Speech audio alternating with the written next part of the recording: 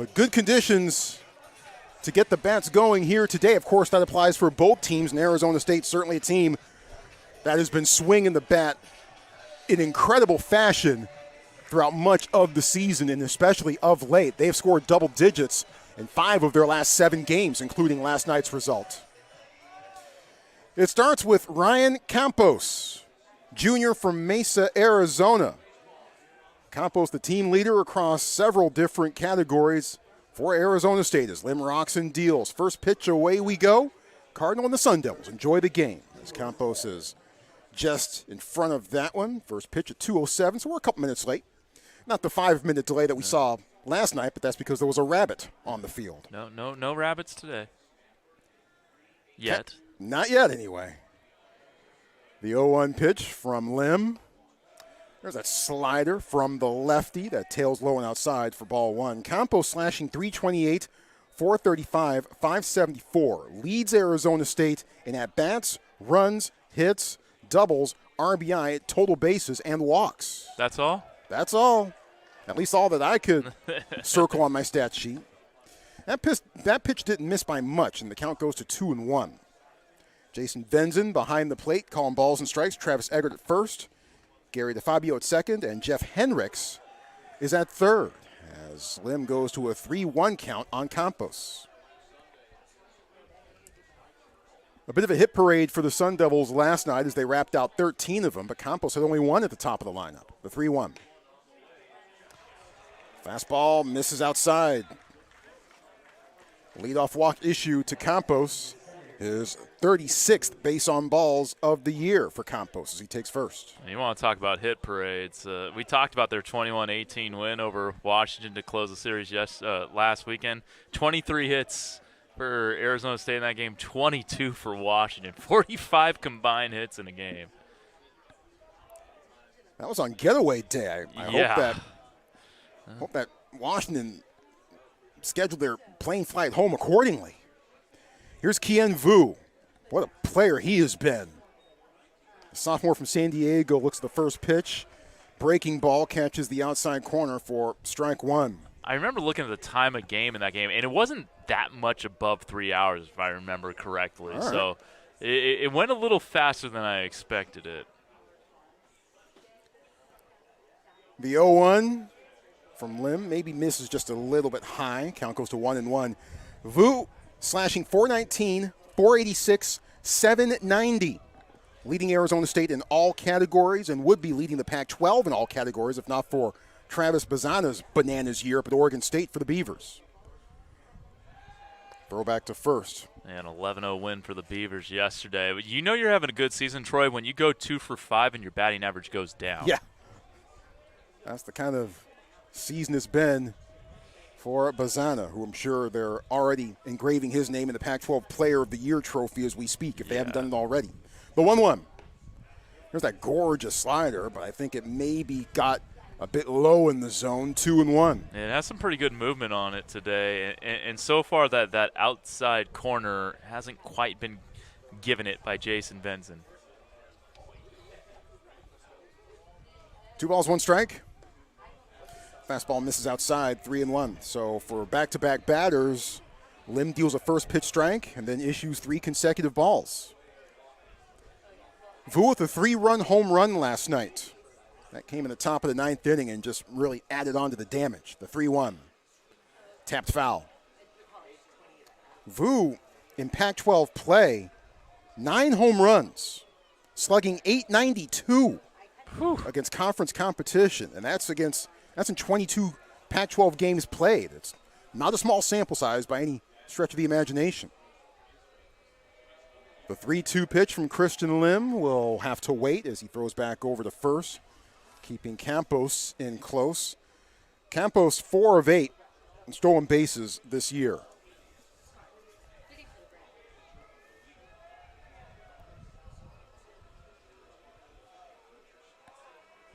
Three balls and 2 strikes. Runner going, and that one's clapped foul down the first base line. We were going through some of Bazzano's numbers yesterday, but this from Campos. 59 runs scored, and they've played 51 games. It's pretty impressive.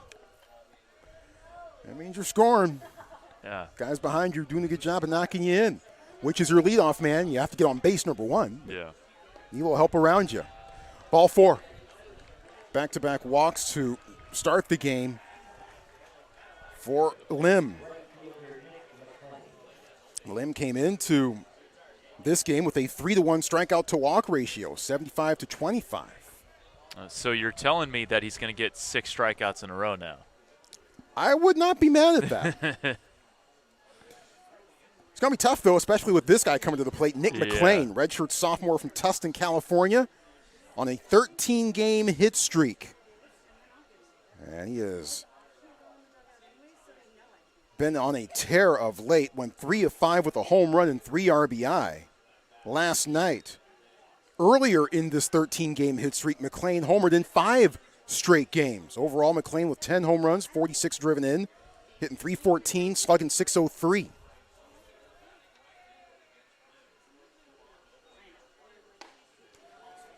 McClain bats from both sides, so he stands from the right side of the box and watches ball 1. So doing the math that you let us know about yesterday, he's 15 of his last 30 now. Right, or was that another? That was another one. That was another one. Yeah, that's Brandon Compton. Compton, okay. Who came into this series, 12 of his last 25, and then went 3 for 3 last night. Okay, so that would be 15 of 28. Yeah. We'll see Compton a bit later on. 1 ball, 1 strike. Jump the gun. Pulls this one well foul. Count goes to 1-2. 335 down the lines here at Sunken Diamond, 375 to the alleys, 400 to straightaway center. Outfield fences are 8 feet high. Slight breeze, looks like it's blowing out to left. Yeah. Out to left or right to left. 1 ball and 2 strikes. McClain in front of that one. Sun Devils with their 3 home runs hit last night, surpassing their season total from last year. They've hit 84 home runs this year, hit 83 last year. And they have 5 batters with 10 home runs or more. And they have at least 7 games to improve upon that total. The 1-2 pitch from Lim. Spin back. Campos at second, Vu at first. Both of them walked. The gorgeous confines, the friendly confines of Sunken Diamond. Good crowd here on hand, soaking up the sun. 1 ball, 2 strikes. Hit high to left field. Turning, McDonald won't even bother. It's into the trees, and it's gone. Nick McClain continues to erupt on Pac-12 play. His 2nd home run this weekend, his 11th of the year, and McClain making the case to be named Pac-12 Player of the Week back-to-back weeks.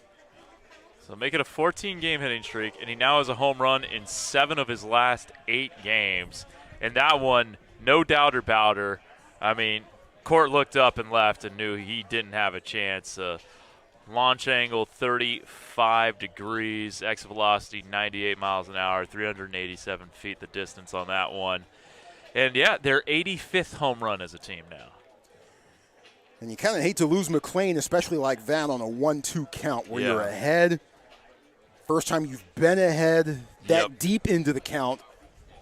I mean, small sample size, you're only 3 batters in, but still after throwing a first pitch strike to your first 2 and then ending up walking them both on 4 consecutive pitches.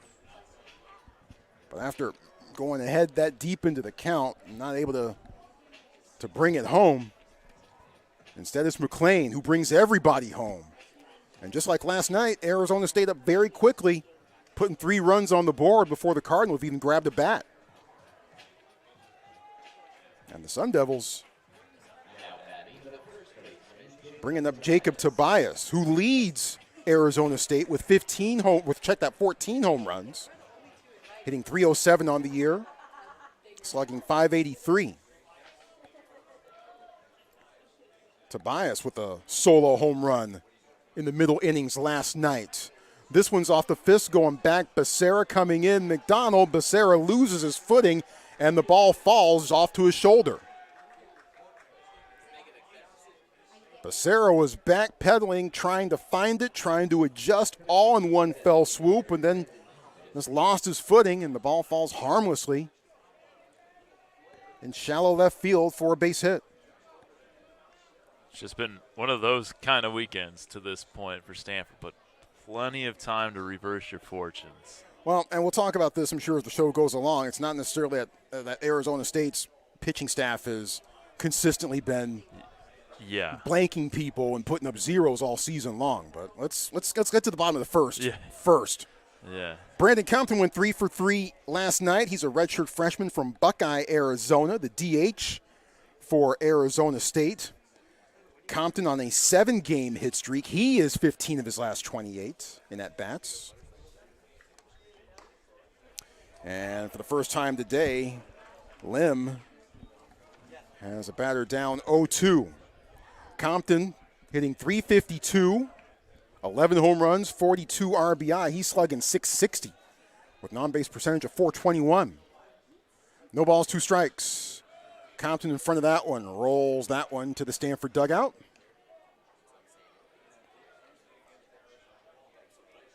Cardinal breaking out the black tops, Cardinal numerals. Sun Devils with the maroon tops and the gray pants. No balls and 2 strikes.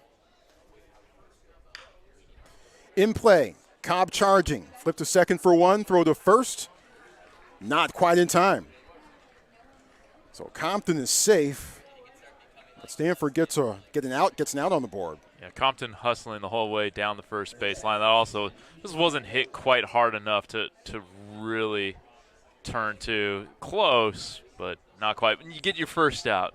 That's the important thing for Christian. Get the first out, try to build from there. That's step 1. Ethan Mendoza, a freshman from Bedford, Texas, on an 11-game hit streak. Do you sense a theme here? These guys are on hitting streaks, and they're all pretty good. Back, up the middle, past a diving Cobb. A 12-game hit streak now for Mendoza, who was batting .320 before that plate appearance. That number will go up.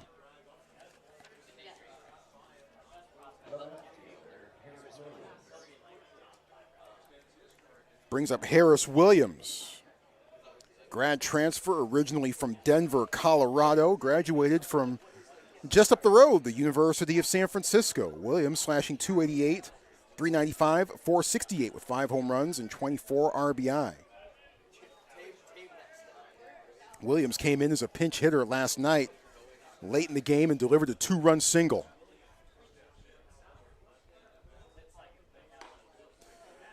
There's that slider from Lim. Goes over for a called strike 1.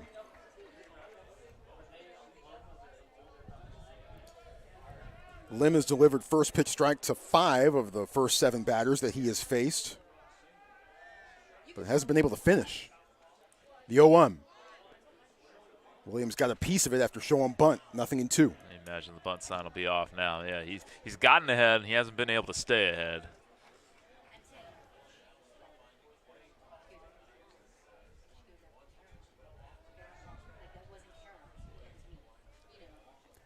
Lim gathering himself.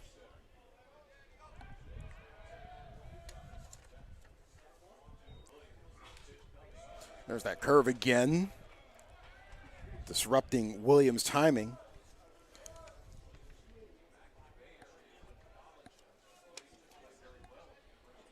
Well, yesterday, it took Matt Scott 39 pitches to get through the first inning. Lim right now is on 27. Off the fist, rolled to first.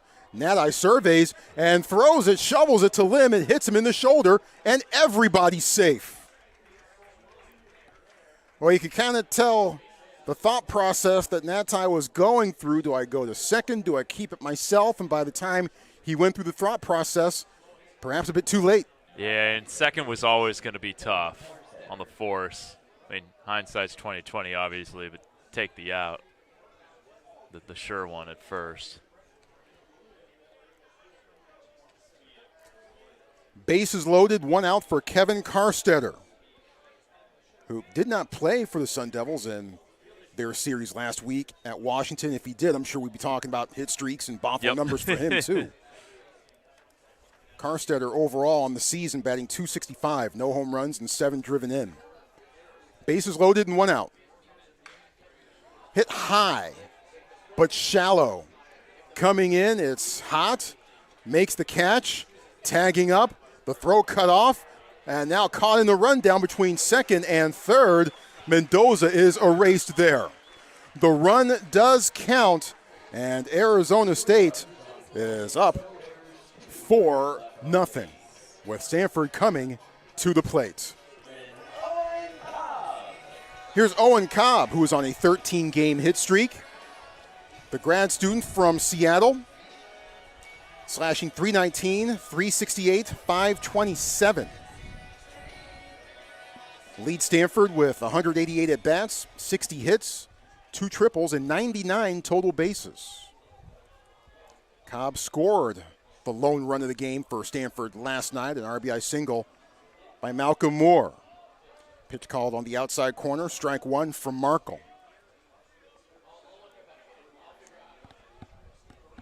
The 0-1. Waves at this one, takes something off of it. Cobb down 0-2. Markle 6'1", 200. Transferred from Grand Canyon after last season. The 0-2. Bounces to Campos behind the dish, 1-2.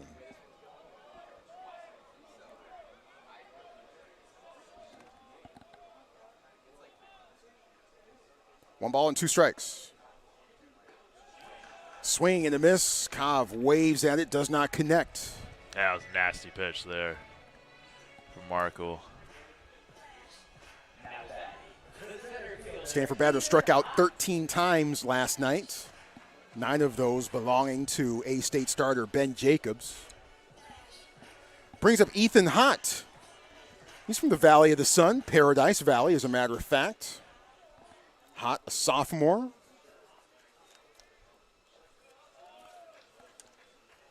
First pitch, ball 1. Hott on the season, hitting .317, no home runs, 11 driven in. On base .394, slugging .389. Markle misses again. Hott ahead in the count, 2-0.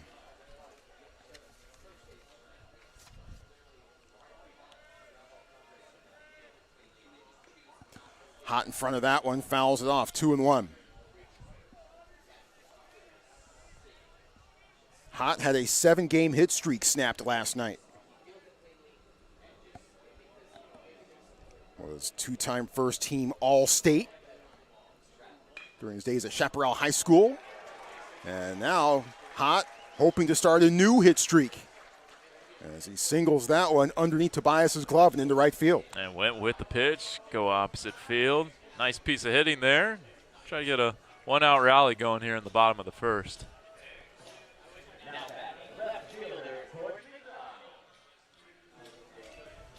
Now here's Court McDonald.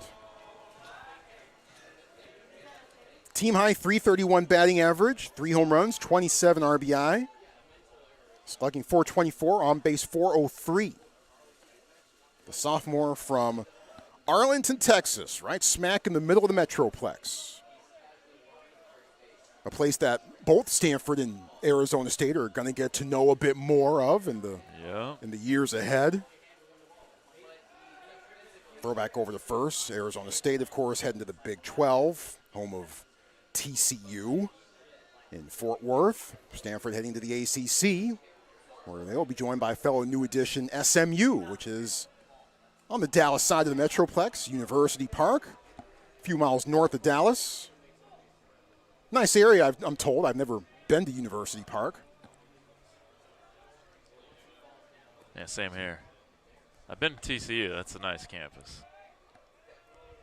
The 2-0 from Markle. high chop, landing foul. 2-1 to McDonald. Apparently there's some big stadium in Arlington, Texas of some sort. Called, I don't know, Jerry World? Jerry is World? it something like, I don't know. Is that where the Texas Rangers play? Maybe. The world champion Texas Rangers? Yeah. Boy, who would have thought the world champion team would be playing at Globe Life Field? Yeah. Been almost 30 years for the Cowboys. Been a while. But they're still America's team. That's right. 2-1. Throw back over to first. As any Cowboy fan, I'm sure, will happily tell you. Of course, folks around these parts are of a different persuasion. Yeah. 2 balls, 1 strike. Fake towards first. McDonald off the fists. Of course, there are a lot of Cowboy fans in Phoenix, in the Valley of the Sun area. Whenever the Cowboys come out there, and obviously this maybe dates a little bit back to the NFC East days when the Cardinals had moved from St. Louis, but were still in the NFC East. Cowboy fans filled up that place. 2-2. Curve just tails a bit outside. Markle says, man, I just missed that one. Yeah, you had the Cardinals in the NFC East, and you had the Atlanta Falcons and New Orleans Saints in the NFC West. And the Carolina Panthers as well, I believe. With the Niners and the Rams. Yeah. 3-2. But see, the good news is that, geography is always a consideration when it comes to, conferences and divisions. It's always. Especially with the ACC, the All-Coast Conference. Clearly. LA's Big Ten country now. Yeah. Unbelievable. This one snagged. The throw to first. Just safe. Boy, a heck of an effort by Ethan Mendoza to get there and glove it and to make a throw that was anywhere near close. But McDonald able to leg it out. Yeah, that was as impressive of a defensive play as you'll see for something that turned out to be an infield single. Like throwing off his back. I mean, he was safe by a step or two, but man, whoa, what a play by Mendoza. Here's Malcolm Moore. Moore 2 for 4 with the run driven in last night. Also struck out a couple of times. Moore, the sophomore from Sacramento, hitting .253.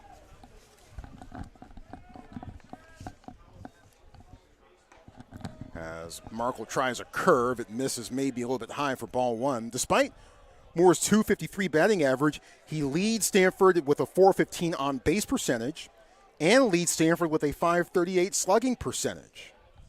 Also, 13 home runs, a team high. Off the fists, dropping in right field in front of McLean. And McLean boots it a little bit, but not far enough for anyone to think about taking an extra base. So base is loaded with 1 out. And Jimmy Natai about to come to the plate. And Malcolm's average is just continuing to rise. He was in the low 200s earlier this year. Now he's north of 250. And McLean, the runners had to hold up there because you weren't quite sure if McLean was going to be able to get that on the fly. And even though he bobbled it, just didn't really have a chance to get home. Jimmy Natai, the batter, the sophomore from Sydney, Australia. And Natai can certainly change this game with 1 swing of the bat. Was maybe thinking about that as he swings and misses on the cutter. 0-1. Natai hitting .309, team high 34 RBI with 6 home runs. Slugging .528. Bases loaded. No balls and 1 strike and 1 out. In the air, popped up. Carstetter ranging over. Couple steps and foul ground, 2 away. Just what the doctor ordered for Connor Markle and this Arizona State defense. Those one of 2 things you couldn't do if you were Natai, strike out or pop up, or I guess hit a sharp grounder as well. But the inning's not over yet, and it's going to be on Brandon Larson. Larson, the sophomore transfer, originally from Rockland, California, came to the Cardinal via UC San Diego.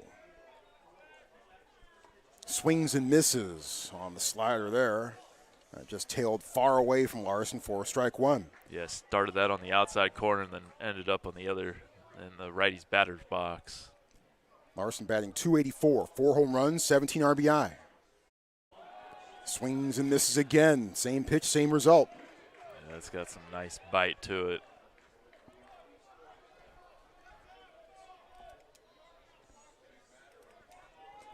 Hot at third, McDonald at second, Moore at first. All of them singled. The 0-2. And this one misses well outside. Campos doing a good job of keeping that one within range. Show some trust in your catcher there. Try to throw something low and away with a runner on third.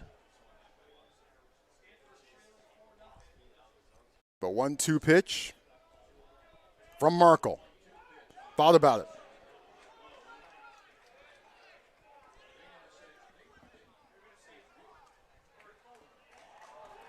And they're going to give Stanford a run. Second base umpire Gary DeFabio made some sort of signal and noted something about equipment. Yeah. And awarded Stanford the run. So the Cardinal will take it as 4-1 with runners now at second and third. So perhaps it was something called on Campos, not sure. 2-2.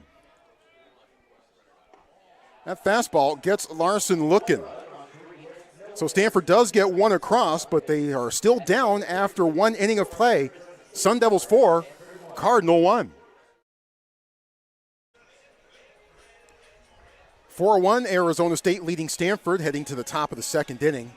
Got a little clarification on that run-scoring play for Stanford in the bottom half of the first. Ryan Campos, the Arizona State catcher, was ruled to have stopped the ball and kept it and maybe held on to a little bit with his chest protector. So that's why Gary DeFabio was motioning and mentioning Campos' equipment. So officially it's called a balk that allowed Ethan Hott to score the run. So that's why it's 4-1. Steven Ondina, the only Sun Devil not to pick up a bat in the top half of the first, does so here. Ondina from Puerto Rico, transfer from Florida International. He is a senior, hitting .288, 4 home runs, 21 RBI on the year. 1-1 to Ondina. It wasn't quite the 39 pitch first inning that Matt Scott had, but still, Lim had the labor there in the first 28 pitches. Swing and a miss as Ondina completely crossed up there, 1-2. Ondina walked 3 times last night.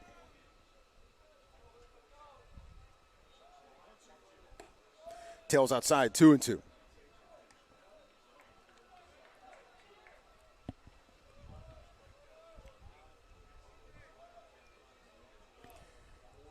Big hole between second and short. Tails way outside, count full once again. Second full count on Lim so far this afternoon. His 9th batter faced. Got him. Swing and a miss, strike 3, crossed him up.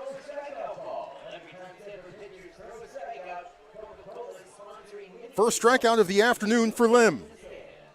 You just got to try to leave that first inning in the past if you're Christian Lim, and well, that's a good start to doing that. Back to the top of the order we go for the Sun Devils. Ryan Campos walked and scored.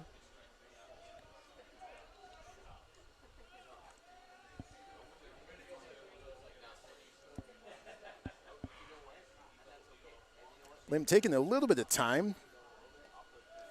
And now he deals the first pitch low and outside for ball 1.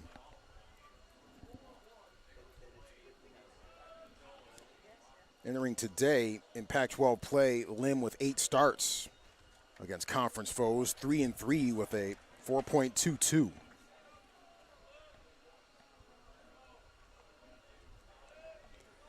Campos, first team All Pac-12 last year. He had a day against USC on April 27th, 5 for 5 with 5 runs scored. That was part of an absolute drubbing of the Trojans by the Sun Devils, 17-2. That's putting it on a team.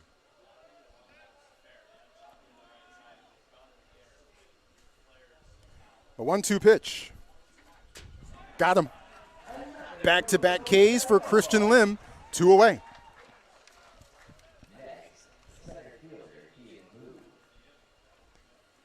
Here's Kien Vu, who walked and scored in the first.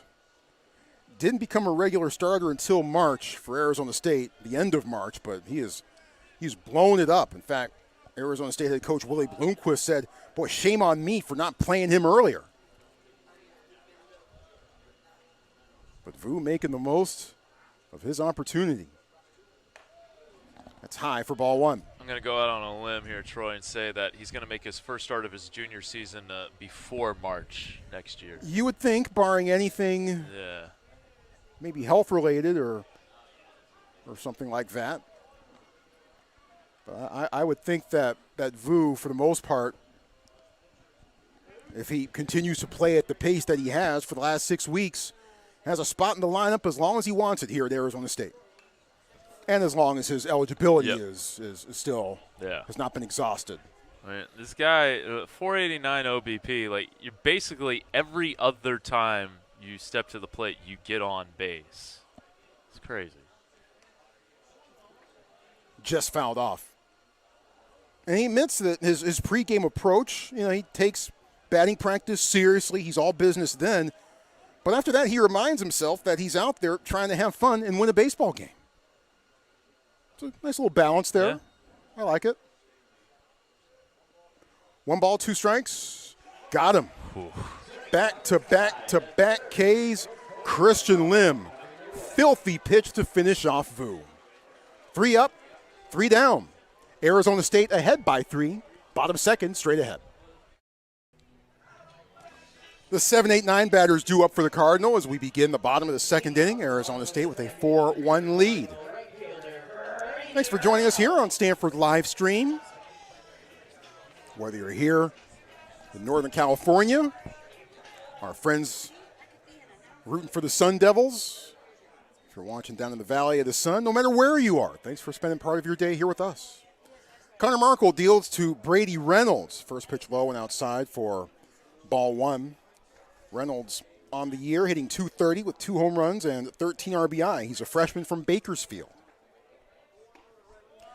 Markle tries a fastball, pumps it right down the middle, 1-1. Yeah, same high school as Arizona State first baseman Jacob Tobias, though Tobias a couple years older, Liberty High. Reynolds thinks about it, appealed to third base umpire Jeff Henricks. Jeff says, yep. Brady went around. Count goes to 1-2.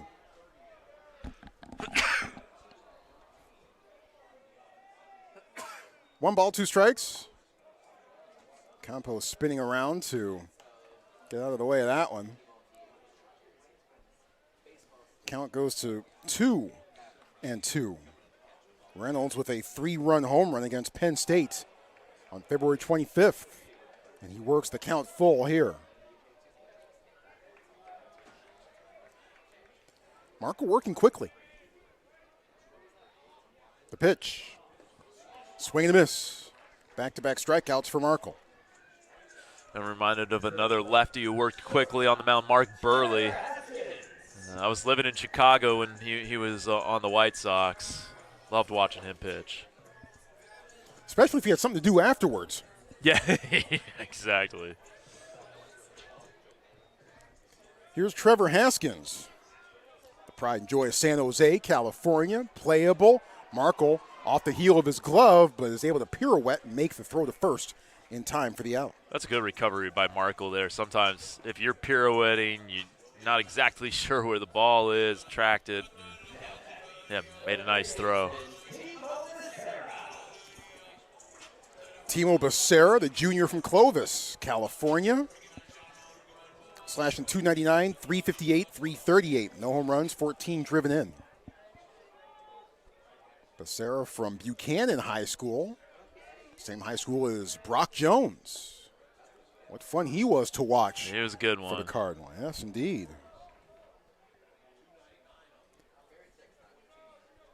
The 0-1 from Markle. Take something off of it, 0-2.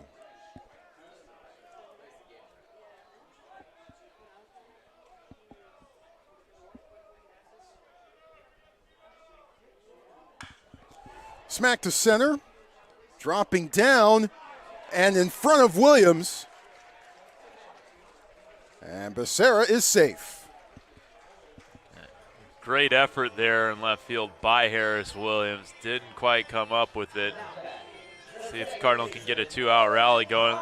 If you're curious what Brock Jones is up to, he's with the Bowling Green Hot Rods. That's an affiliate of the Tampa Bay Rays. He was drafted by the Rays, coming out of Stanford a couple years ago. Back to the top of the order, it's Owen Cobb. Cobb struck out swinging in the first. And smacks this one right to Carstetter. Throw to second is all that he needs. Becerra with the single, but that's all for Stanford. 4-1 after 2 on the Stanford live stream.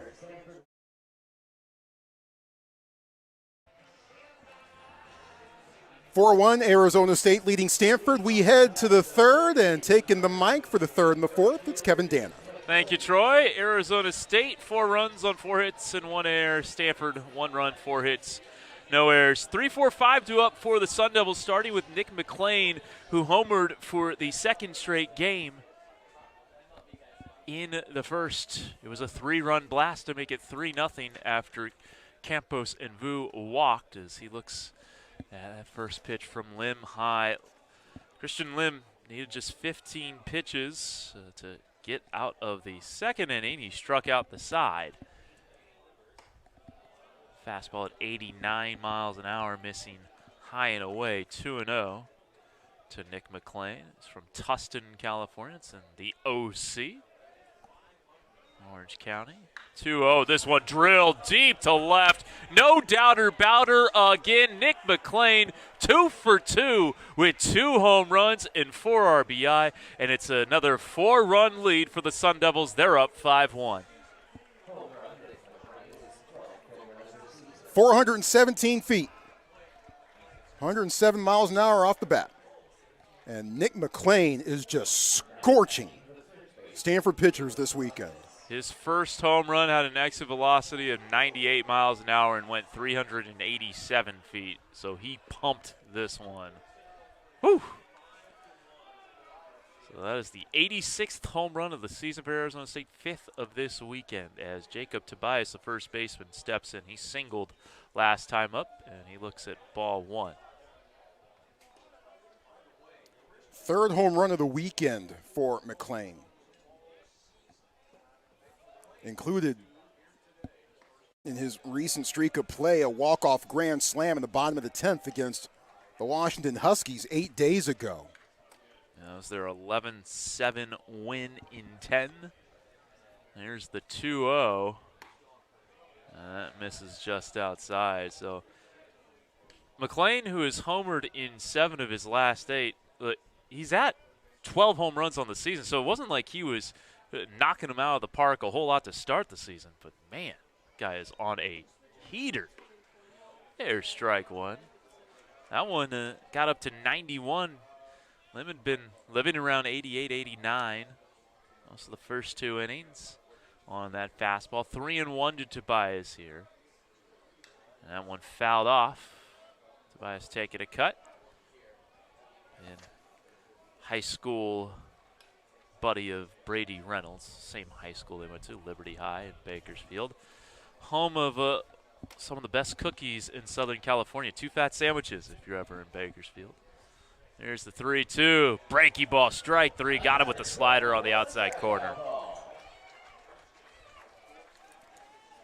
Well, first time that Lim has been able to use that slider as an out pitch so far today. And when that's the case, that means good things. Let's see if he's able to be a bit more consistent and get in situations where, A, he can use it as an out pitch and then be able to finish batters off. Brandon Compton steps in. Rounded into a fielder's choice. Eventually scored.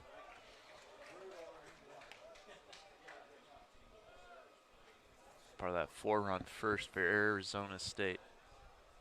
Scored in 6 of the 9 innings yesterday in their 13-1 win on Friday night. Missing a little outside. 1-1 here to Compton. The base is clear, 1 away. It was a McLean home run to start off this 3rd inning. That missing just a little inside. 2-1. Got some Little League teams at the ballpark today. A team from Millbrae, a team from Menlo Atherton. Slider missing. My partner, Troy Clarity, came up with a new nickname for Menlo Park. Yeah, maybe they should start calling it the low. The low. Yeah, I like that. I like it too. Yeah, I'm in the low. I'm in the low. Welcome to the low. That is low and away for ball 4. So apostrophe LO? Yeah, sure. Okay. You know, hang out Santa Cruz Avenue.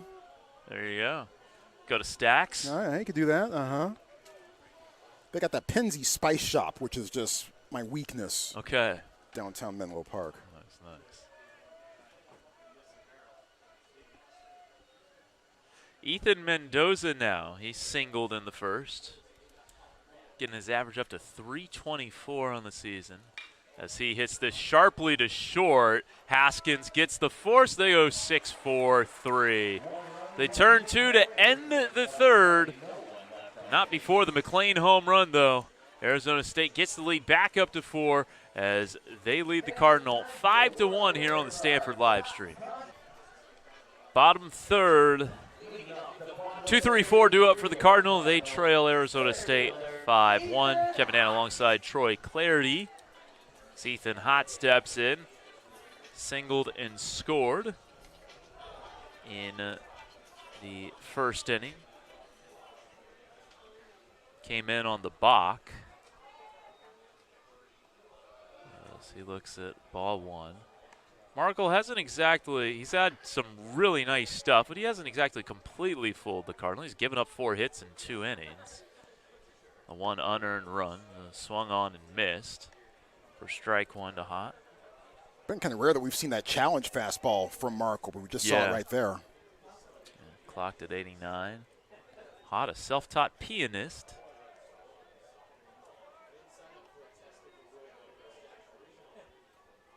The 6A Region Player of the Year is a senior at Chaparral High in Paradise Valley. Here's the 2-1 as he lines this one to second, taken on a hop by Mendoza. The throw in time to Tobias at first and 1 away here in the 3rd.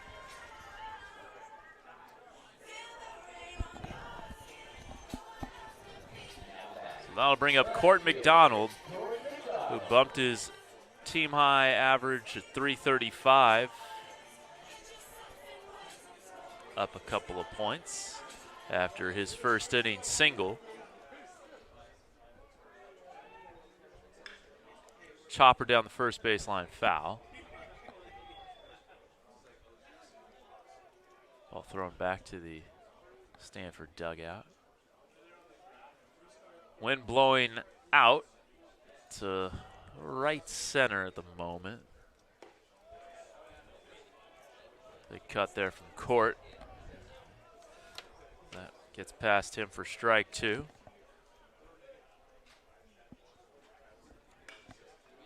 That one, lazy line drive foul.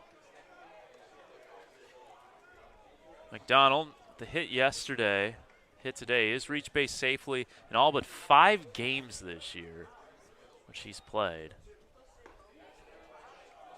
He takes ball 1. And he has played in 45 of them now. This is game 47. Hit sharply to first. Tobias takes it on a hop, and he'll win the race to the bag. Nicely gloved there by Jacob Tobias. A couple well-handled plays by the Arizona State infield. Both instances, the fielders kind of sizing things up a little bit. And then, moving quickly, but not, what's the old John Wooden adage, be quick but don't hurry? Yeah. Both Mendoza at second and Tobias at first, kind of proving both of those adages true with those respective plays. So nobody on, 2 out for Malcolm Moore. It's part of the hit parade in the first, 3 straight singles after Cobb was retired. Got the run in on a balk. Breaking ball over for strike 1. For Connor Markle.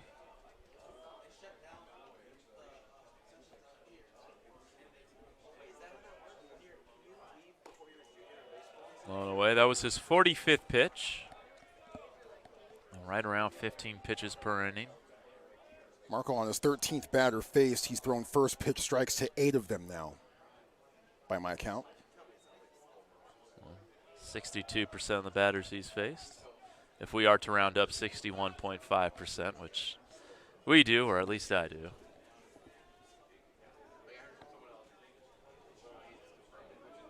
Two and 1 to Moore. Fastball missing outside. 89. 3 and 1. Markle doesn't seem to be too interested in challenging Moore here. No. At least not so far anyway. Challenges him there, and Tobias going to toss it to the covering Markle, and that will do it for the third. 3 up, 3 down for Stanford in the bottom of the third. We head to the fourth. Arizona State leading by 4 at Sunken Diamond. T4 at Sunken. Arizona State 5, Stanford 1. Kevin Dana, Troy Clarity with you here on this really nice Saturday afternoon. In a bit of a breeze in the press box, so the flags center field have died down. Harris Williams to start things off, Kevin Karstetter and Steven Ondina to follow. Lim out for a 4th inning of work. He's given up 5 hits, 5 runs, all of them earned. Fastball high and inside. For ball 1, he struck out 4, he's walked 3. This will be pitch number 60 upcoming for Christian. Fastball over for strike 1. Struck out the side in the second, but labored through the first and has given up a couple of home runs, both to Nick McLean, who's been a one-man wrecking crew for Arizona State this weekend. Driven in 4 of the 5 runs today. Did not go. Count 2 and 1. McLean with only 7 RBI through the first 12 innings of play this weekend. There's the 2-1 to Harris Williams. The USF Don looks at a fastball for strike 2. Well, second team All West Coast Conference last year. Honorable mention the year before that, Williams. Hit 346, 9 home runs last year for the Dons. There's the 2-2 pitch. Breaking ball. He went. Strike 3. Nice slider there from Christian Lim. The second time we've seen him use that as the out pitch now. Yep. That's when he tends to be at his best. 5th strikeout for Lim as we see Kevin Karstetter, State College, Pennsylvania, and State College of Florida transfer. Was the FCSAA Male Athlete of the Year Suncoast Conference Pody. He had .415 as a junior. Then was the NJCAA Region Player of the Year. So when Karstetter was playing for the State College of Florida, and when people asked him where he was from, and he said State College, yeah, did folks get confused? Yeah, it's a great great from question. Here, right? Oh, no, State College, Pennsylvania. Penn State territory. That one up the middle, just past the diving Haskins, and it will roll into center. He's turning for 2, and he's going to be safe. Wow. And Karstetter, you got to be thinking, too, the entire way. A situation like that, incredible hustle from Karstetter. He gets a double out of that. There's no other reason that you would even think about taking second unless you were 100% sure that you're going to try for 2 out of the box. A ball up the middle that doesn't even get very deep in the center field? Holy smokes, Karstetter. I mean, that's the guts of a burglar there. Yeah. I was talking about it yesterday, the old adage, you come to the park, you see something you hadn't seen before. I don't think I've seen that before. You probably go back to the dugout, and Willie Bloomquist will probably say, "Don't you ever do that again." Ondina in there taking ball one. Ondina struck out swinging in the second to lead off the second. Yeah, I'd already marked down 1B on my scorebook card. Yeah. And then I heard your voice go up a couple octaves, and I was like, "Wait, what? Huh?" Yeah, I was looking at it like he's taking a big turn around first, and he kept on going. Gutsy indeed from Carstetter, who's over on second. He has 4 stolen bases. Ondina looking at the 1-1 pitch outside. 2-1. Moore tried to frame that one. Yeah, the corners, well, I imagine, I'll trust Benson's strike zone. They've been trying to paint the corners, and the outside pitch has not been given. It's a tight strike zone. Slider is popped up into left. Court McDonald's underneath it, takes a couple of steps in and makes the catch. So that'll be out number 2 here in the 4th. That'll bring up Ryan Campos. He's had an uncharacteristic weekend to this point at 1 for 7. 1 for 6 yesterday. Did walk his first plate appearance. It's dragged his average down to 327 for the Mesa, Arizona native.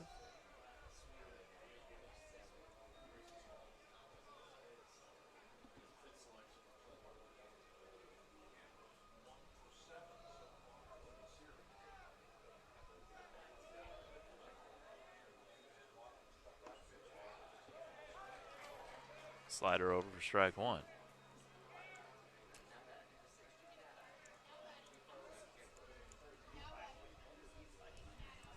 By my count, just the 7th first pitch strike dealt by Lim, and he's on his 19th batter faced. And like that ratio to be better for sure as he misses in. Mesa, about a half hour outside of Phoenix. Played in a poker tournament once in Mesa, Arizona. Oh. Came close to making the money.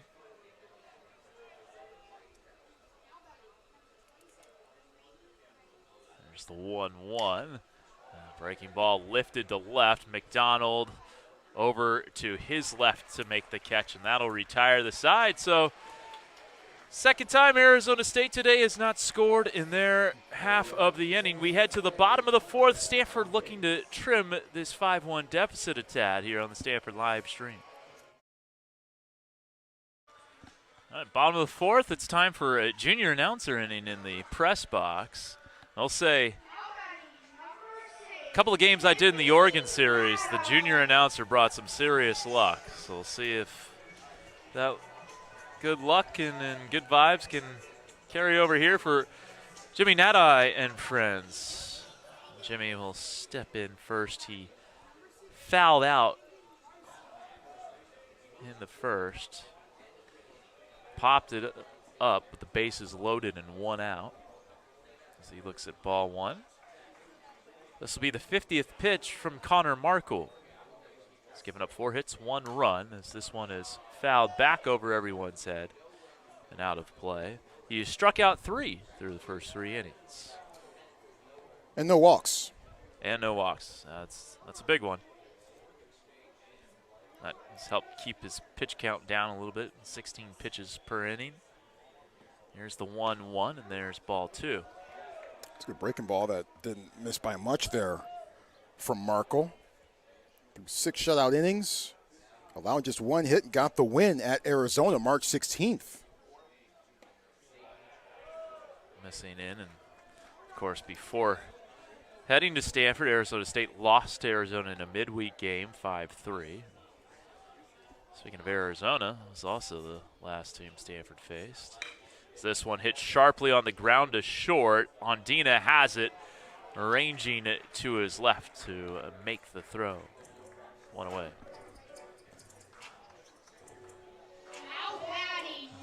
Yeah, that Tuesday loss for the Sun Devils against the Wildcats did not count in the Pac-12 standings, but certainly counts in bragging rights, certainly counts in territorial cup standings. So even though it didn't mean anything in the Pac-12 standings, anytime Arizona and Arizona State square up against each other in anything, it means something. Larson takes strike one. I remember my freshman year when I was working at KZSU, and I was doing a baseball game, and the senior who was broadcasting with me, because I needed to have training wheels at the time, still do, but it really had to put a leash on me. And he was mentioning that Stanford and Cal were going to play in a non-conference game. In my freshman mind, I was like, what are you talking about? They're in the same conference. Nope. This is 2-1. Not quite. Yeah, that's when I learned that you could play teams in the same conference and it wouldn't count towards the conference standings. It occasionally happens in basketball. There was the Cal-Colorado football game that was a non-conference game the first year that Colorado was in the Pac-12. This chopper up the middle for a base hit for Larson.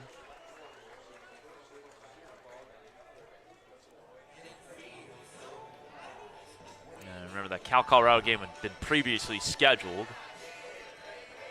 before all the conference movement.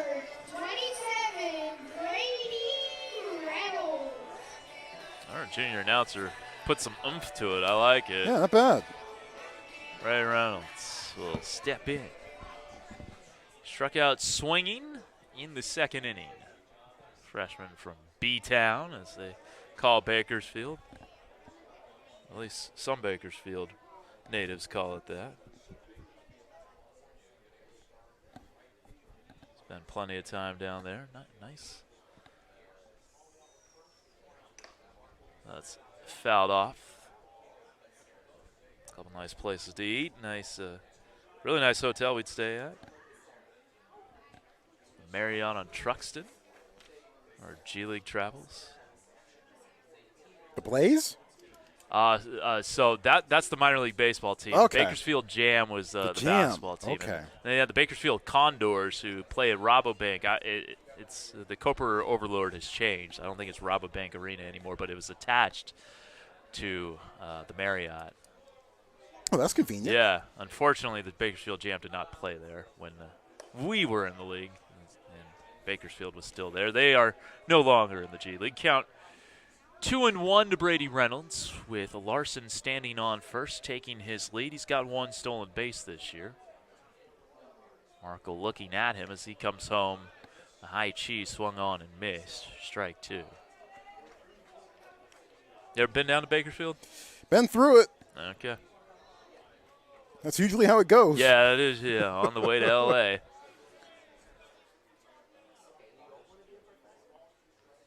Here's the 2-2. Markle staring at Larson, comes home, and a high chopper hit to first. Tobias turns to second, and Markle unable to cover the bag. So fielder's choice there. Will allow Reynolds to stand at first. Sun Devils infield's getting a lot of work today, aren't they? Well, they are, yeah. So Haskins grounded out to Markle. A-State 9th in fielding percentage in the Pac-12 entering this weekend. Showing a good glove today. That one hit sharply to third. There's Karstetter. Nice glove and a great throw. A strike over to first. And it's, the Web Gems continue for Arizona State as we head to the fifth, and Arizona State holds a 5-1 lead. Top of the fifth, 5-1 Arizona State, and here with the PXP of the fifth inning is Troy Clarity. Thank you, Kevin. 5-1 Arizona State with the lead. Kien Vu, the two-spot hitter, coming up to the plate for the Sun Devils, walked and scored in the first, struck out swinging in the second.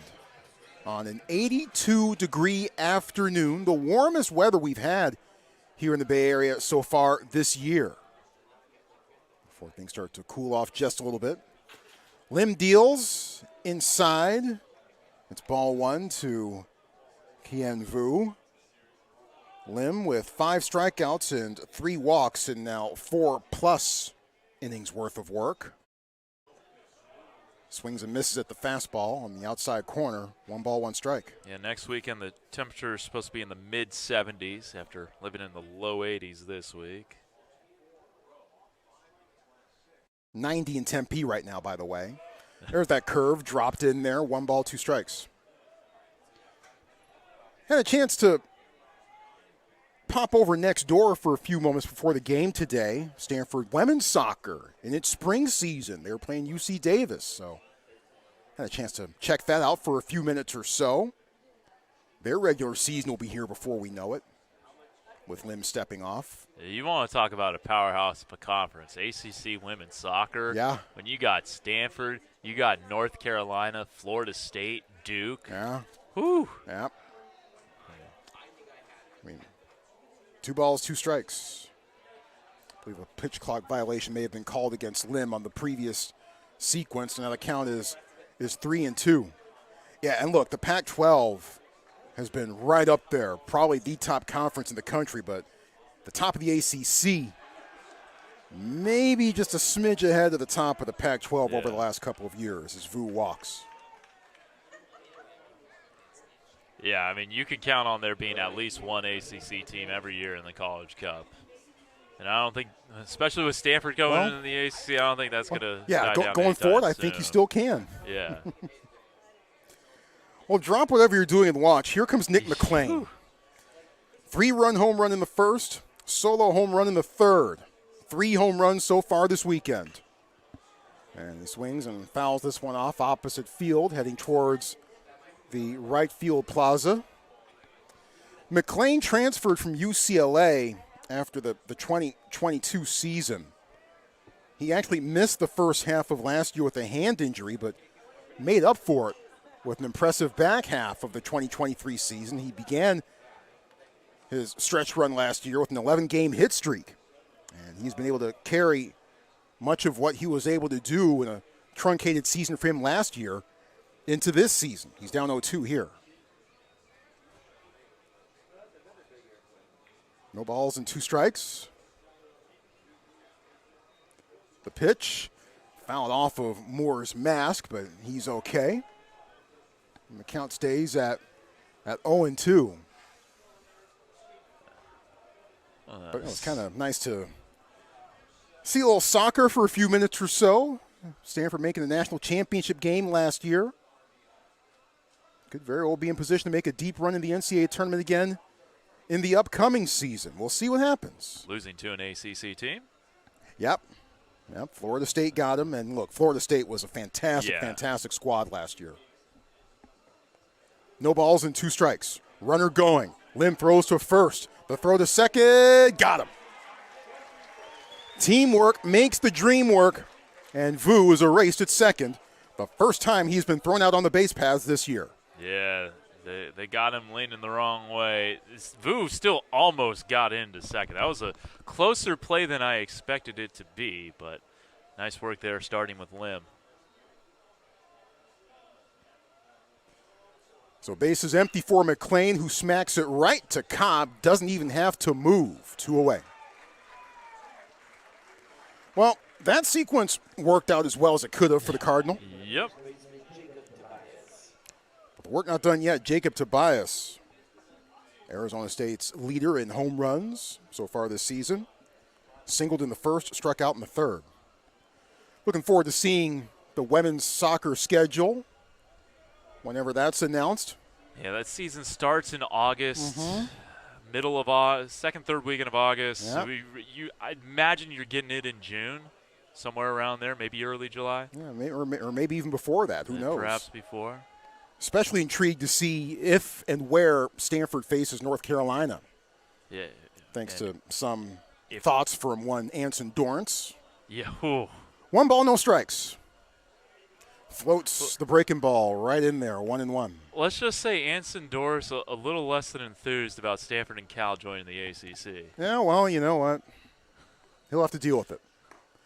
Fastball just misses a little bit high, 1-2. Or check that 2-1. And to me, that was out of all the times Stanford's been in the national championship game in women's soccer, the loss in 2009 in North Carolina was the most frustrating one. Had 2 goals called off due to offsides. Kelly O'Hara gets the red card.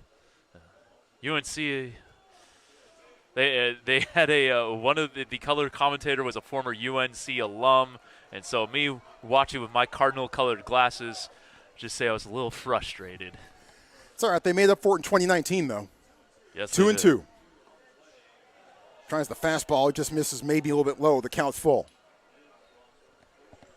Stanford women's soccer beating North Carolina in the final in 2019, just right down the road at PayPal Park in San Jose. Great moment. The 3-2.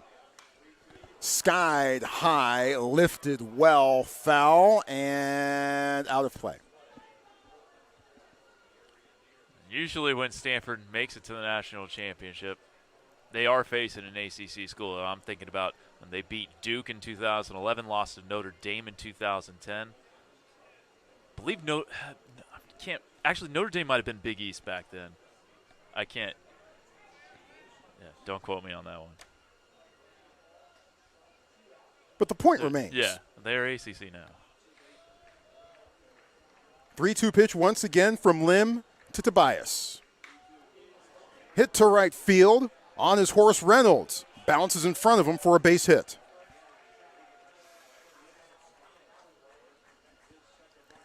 So the inning extended for Brandon Compton, who's looking for his first base hit of the day. Walked into third, hit into a fielder's choice, and later came around to score in the first.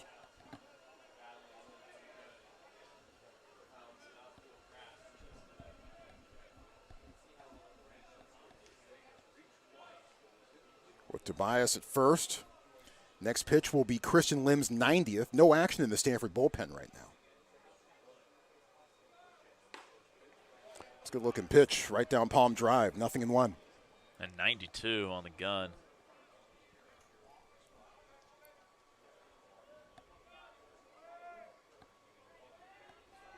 No balls and 1 strike.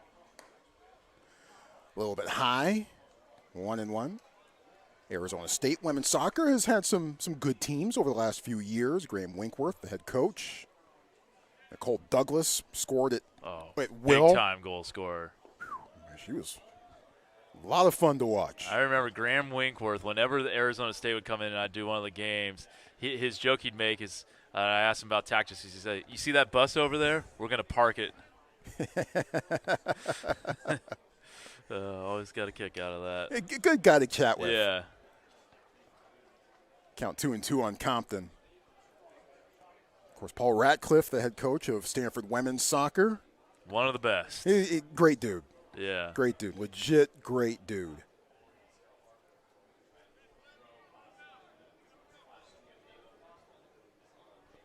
Two balls, 2 strikes. And a base hit to right. Tobias holds up at second. Back-to-back base hits with 2 outs. And now Brandon Compton is on an 8-game hit streak. And 16 of his last 30, if I'm doing my math. Believe you are. It's 533. Not too shabby. Infield brought in for a chat with Ethan Mendoza, waiting to take some swings in the batter's box.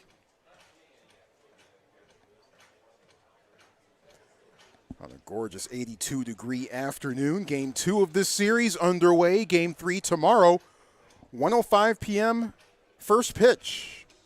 1 o'clock p.m. or thereabouts. We'll get you started on the Stanford live stream. Kevin, you'll be on that one solo. Yeah, I'll be rocking the scene, entertaining myself. Should be a good time. Hopefully, for Stanford's sake, it'll be the rubber match. Oh, they got plenty of work to do to make that be the case. Mendoza singled in the first, was later thrown out at third for the third out, and hit into a 6-4-3 double play in the third. Waits on this one, Moore blocks it for ball 1. Mendoza from South Lake Carroll High School, another Metroplex reference there. He's from Bedford, Texas. He actually helped lead Carroll High to the state championship during his days there. Fastball, low and inside, 2-0. Some folks start to head down to the Stanford bullpen.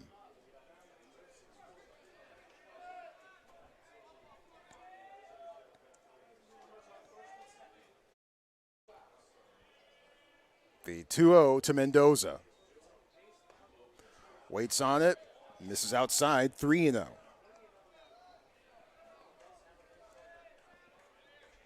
Lim gathers himself, steps back on the rubber, and deals. Misses outside. Bases loaded. And all this damage with 2 outs, and this becomes a very big at-bat.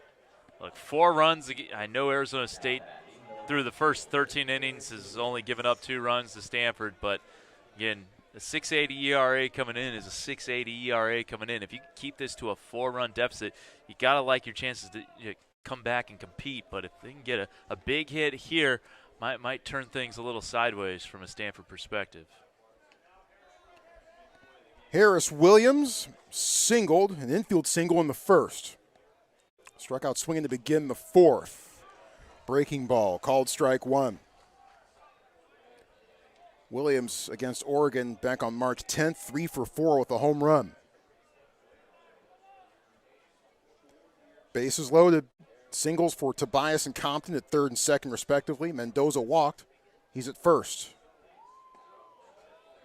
Fastball misses low, 1-1.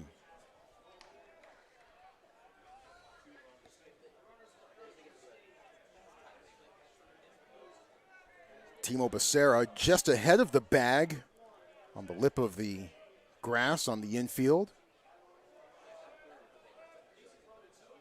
1-1. Hit right to net eye. Takes 5 steps, tags the bag, and retires the side. Devils leave him loaded, and it remains a 5-1 lead for Arizona State. Bottom 5th in just a moment. Bottom 5th, Cardinal about to pick up the bats and try to work their way into this 5-1 Arizona State lead.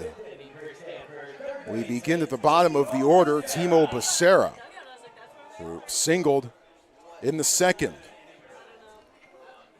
Connor Markle, 3 strikeouts, no walks.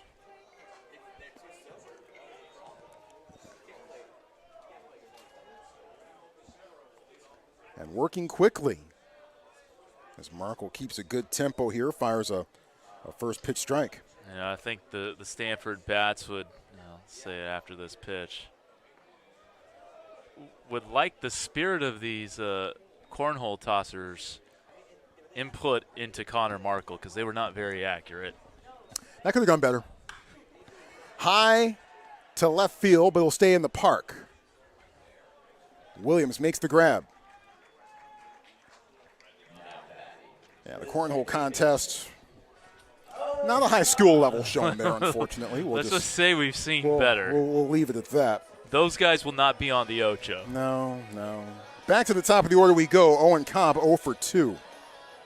Strikeout and the ground out so far in this one. Cobb with a 13-game hit streak as of right now. He's got at least a couple more plate appearances.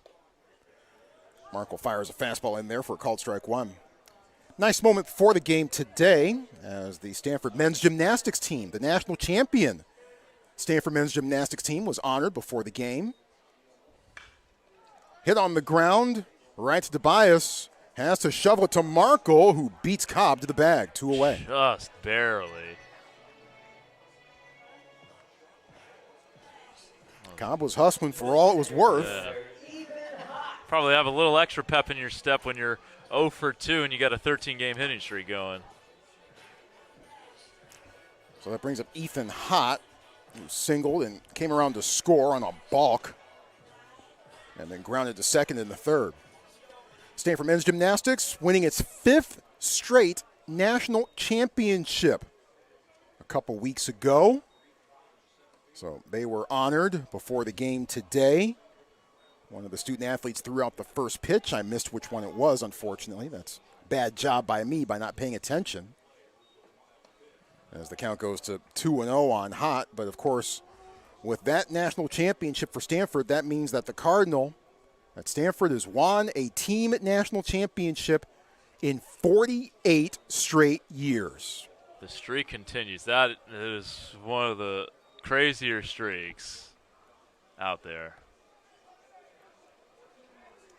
And maybe a couple more out there for Stanford to get before the season's done. The 3-0. Hot taking that one all the way. It goes over for a strike one. Well, unfortunately, Stanford women's water polo will not be providing the next national championship. They did defeat USC in the quarterfinals yesterday, but losing in the semifinals to top-seeded UCLA 10-8 today. And, of course, they had 5 players off training with national teams in an Olympic year, so they were not expected to win it this year. Some folks didn't expect them to make it to the championships this weekend, but they did. Low and inside, ball 4. Hot on base for the second time this afternoon. Brings up Court McDonald, who singled in the first and grounded out in the third. So the season done for women's water polo.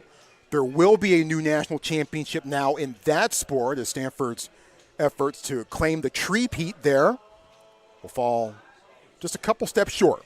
So UCLA will play the winner of Cal or Hawaii, and it will be the first time that we have had this pairing in the national championship, whoever it is. Well, normally it's been Stanford versus USC. But yeah, they met in the quarterfinal round yesterday. Since it's been the NCAA, since NCAA sponsored Women's Water Polo National Championship, only Cal has appeared in it once, and then Stanford, USC, and UCLA have appeared in every other national championship game. McDonald fouls it off, 1-1. So Stanford women's water polo will not get a national championship this year, but still a fantastic season by any stretch and any standard. Women's tennis, let's see how they do. As they've moved on to the NCAA championships, 1-1. Fastball right down the middle, 1-2. Let me correct myself. LMU made the national championship game in 2004. Okay. But outside of that, it has been either Cal, Stanford, USC, and then the one, or USC, Stanford, UCLA, then the one Cal appearance in 2011. On the ground to Mendoza. And the inning is over. 5-1, Arizona State takes the lead to the 6th on Stanford Livestream. Top of the 6th inning is here. Sunken Diamond, Arizona State with a 5-1 lead over the Stanford Cardinal, who are turning to a new pitcher to begin the 6th inning. Kevin Dana will take you through the 6th and the 7th. Thank you, Troy. Trevor Moore, the new guy on the bump for the Cardinals. 6'1", 213-pound sophomore out of Golden, Colorado, making his 23rd appearance this season, 22nd out of the pen.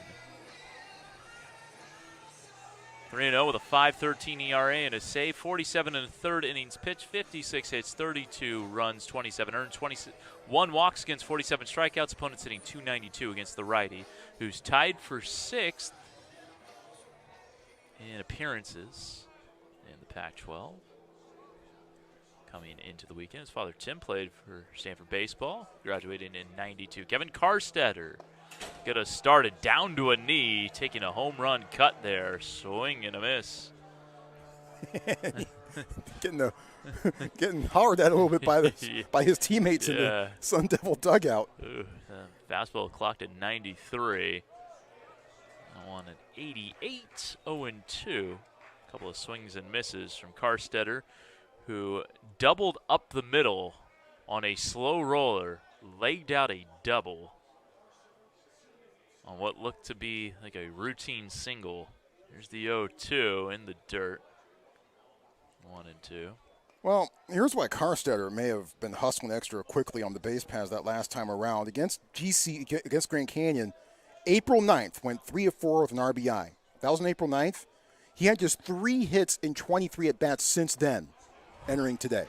Swing and a miss, strike 3, yeah, so certainly trying to get up the take up more bases, as many as he can. By the way, we can close the book on Christian Lim.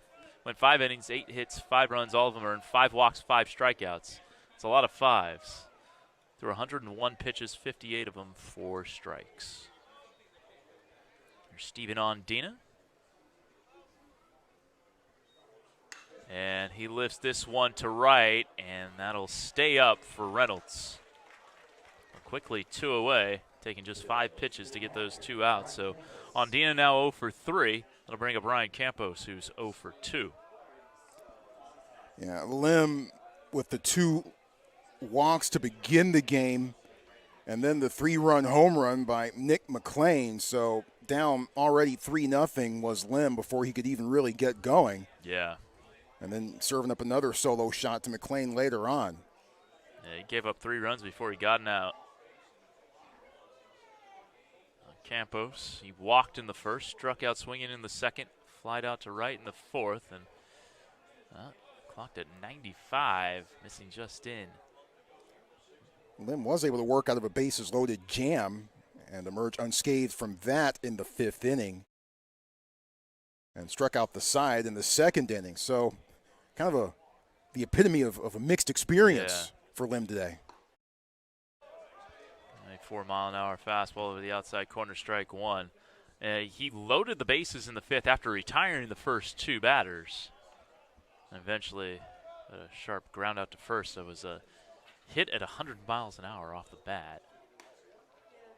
Curveball, a little high, 2-1. So 2 pitches ago, Moore went 95 miles an hour with the fastball. Yeah. Here he comes with a curve at 78. Yeah, 17-mile-an-hour difference. Pretty big delta there. There's a 2-1 to Campos. Cranks that one back, and it's roped up the middle into right center. Campos turning first. He's heading towards second, and it's bobbled in the outfield. He is turning for third, and the relay also bobbled. It is a extra base hit for Ryan Campos. And a runner on third with 2 down. Campos smacked that one sharply. And it just kept rolling and rolling, and by the time Hott finally got there, did not get it cleanly. And Campos taking advantage and ending up safe at third. And so it's going to be a double E8. Air goes to Ethan Hott.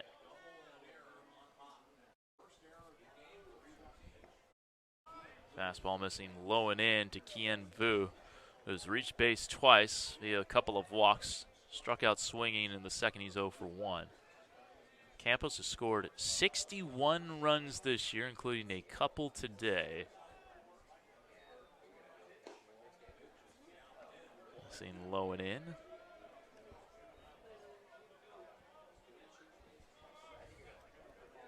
Count 2-0 to the San Diego native.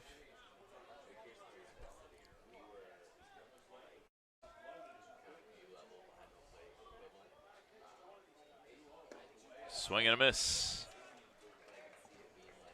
Vu. To Point Loma High. Entered the weekend second in the Pac-12 in batting average, slugging percentage, and on-base percentage. Fastball misses in. 3-1.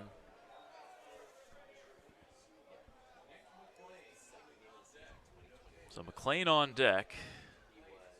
It's a guy you'd like to face with nobody on base, and to start the 7th inning.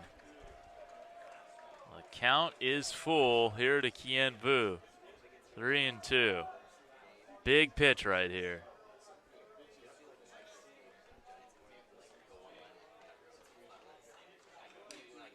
And just fouled off. And Malcolm Moore, worse for wear. Doubled over. Not sure exactly where that tagged him, but member of the train staff going to take a look. Might have hit him in the neck. Oh. David Esker walking out there to see what assistance, if not the very least reassurance he can be. But Moore immediately reached up towards his towards his throat as he went down to ground.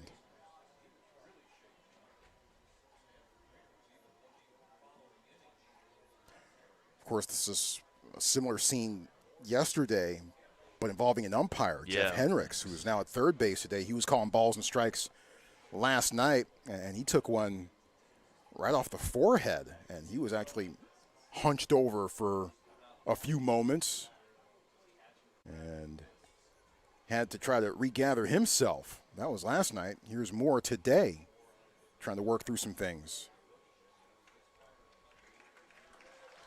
Gets his helmet back, gets a nice round of applause. He's going to stay in there. Tough kid. Yeah. You got to be if you're playing that position. That's for sure. And if your nickname is the natural by the time you're age 6, you're not coming out. Yeah. It's just going to take a lot more than that to come out of the ball game. From Sacramento, went to McClatchy High, 2-time Gatorade Player of the Year, top recruit in California by Perfect Game, and the #1 catcher in the nation. He's considered the 57th best prospect in the 2022 MLB draft. You wore baseball shoes to kindergarten. How about that? Here's the 3-2, and that's ball 4. So McLean with 2 home runs today, now will be batting from the left side. Is homered from the left side of the plate this weekend. But his first 2 home runs coming from the right side against the lefty Lim. Runners on the corners. Be interesting to see how careful they are with McLean. Well, Arizona State trying anything on the base paths here. Vu thrown out, but he's still 8 of 9 on stolen bases so far this season. Campos 4 of 8. And this one drilled foul down the right field line. First base coach had to duck out of the way. I believe that's Mike Goff over there.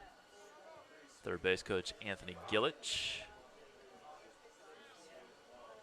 Willie Bloomquist.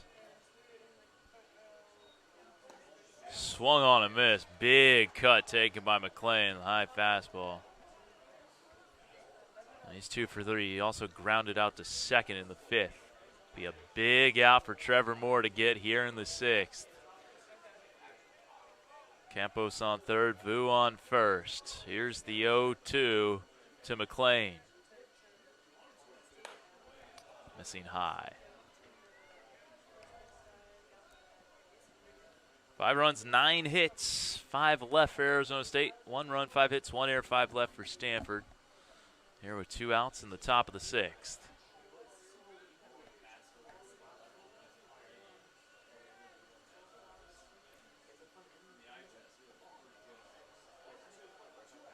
That's going to be a ball. 20-second clock ran out. Moore taking his time.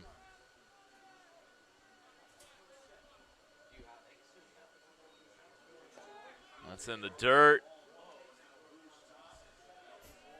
Fakes the throw over to second. And who will take second? So second and third, 2 down. And Moore probably doing the wise thing, just eating the ball and letting Vu take second. Yeah.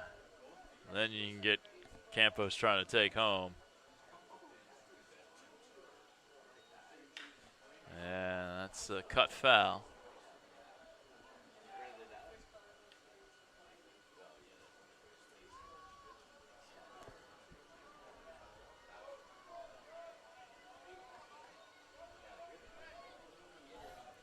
Vu on second, Campos on third. 2-2 the count.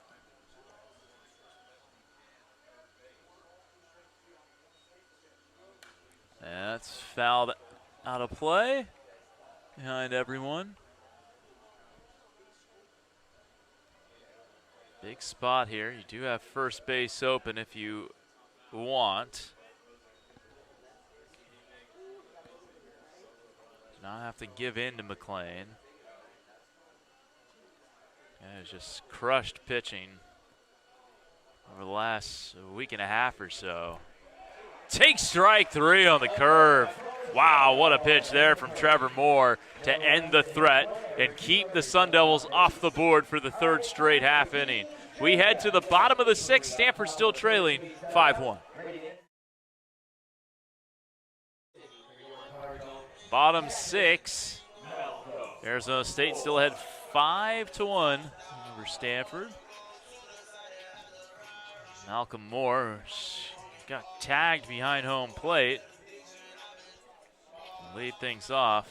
78 pitches through 5 innings for Markle, who's still out there. He is topped 100 pitches. He's gotten to triple digits twice, last time at UCLA in a win for the Sun Devils on April 20th. There's the first pitch to Moore, and he smokes this one foul. Home run distance, but well foul. Through 79 pitches his last outing, where he only went 2 2/3 in the 14-9 loss, and then in a win over USC, went 81 pitches as Moore smokes this one down the right field line, but also foul. That one held by the bullpen. Gave up just 1 run, 3 hits in those 6 innings, in a big win over USC. Here's the 0-2 to Moore. So a couple of loud strikes and then takes the fastball outside for ball 1. Markle has struck out 3, has just walked 1, scattering 5 hits across the first 5 innings. There's Moore. The 1-2 in the dirt. Moore is 1 for 2.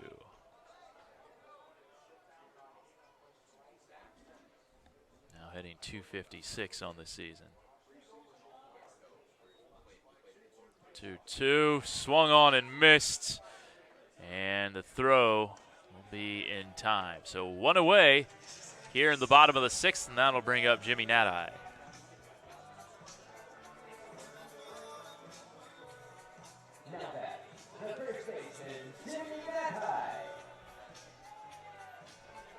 Take a look at some scores from around the Pac-12. An early final, Arizona defeating Utah, so they have tied that series up at a game apiece. 8-4, the Wildcats over the Utes at Smith's Ballpark. Top 7 in Pullman, Washington State with a 3-2 lead over USC. Had a big win over the Trojans last night. Strike 1 taken. Bottom 7 in Berkeley. Evans, Diamond, Cal, and San Jose State tied up at 3. The Golden Bears, one of the first 4 out alongside Utah, according to the last NCAA baseball bracketology put out by Baseball America earlier this week. Not going to get a whole lot of help by beating San Jose State, but you can do yourself a disservice by losing that series. So certainly want to rack up those wins if you're the Golden Bears. Nadai, did he go? No, says first base umpire Travis Eggert. I count 2-1. Tonight, Oregon State and UCLA, 5 p.m. first pitch at Goss in Corvallis, and then Washington hosting Oregon, 5:05 first pitch. As there's strike 2 taken by Nadai. And by the way, with that result, with Arizona beating Utah, Wildcats do get the split, but perhaps more importantly, that means that Utah cannot overtake them in the standings this weekend. Yep, exactly. Swung on, foul tipped into the glove of Campos, and 2 away here in the 6th. Yeah, so Arizona will enter into the final weekend of conference play in first place.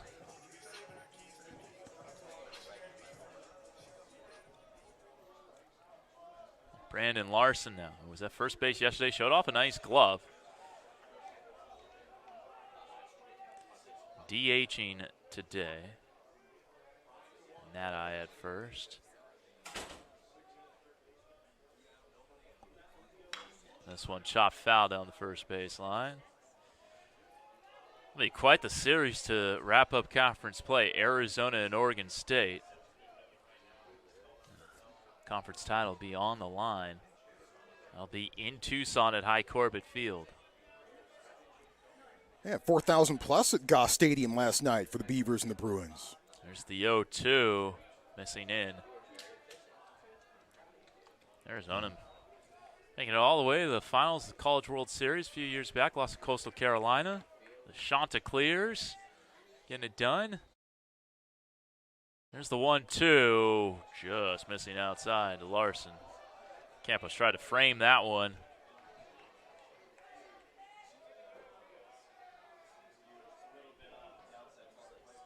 Here's the 2-2. And this one fouled off. Larson gets enough of that. Sends it into the second section of seating. Quite the upper deck, but no upper deck here at Sunken Diamond. You have 5, 6 rows, depending where you're at, and a little break in the stands, then another set of stands. That's where it landed. It's the count full now.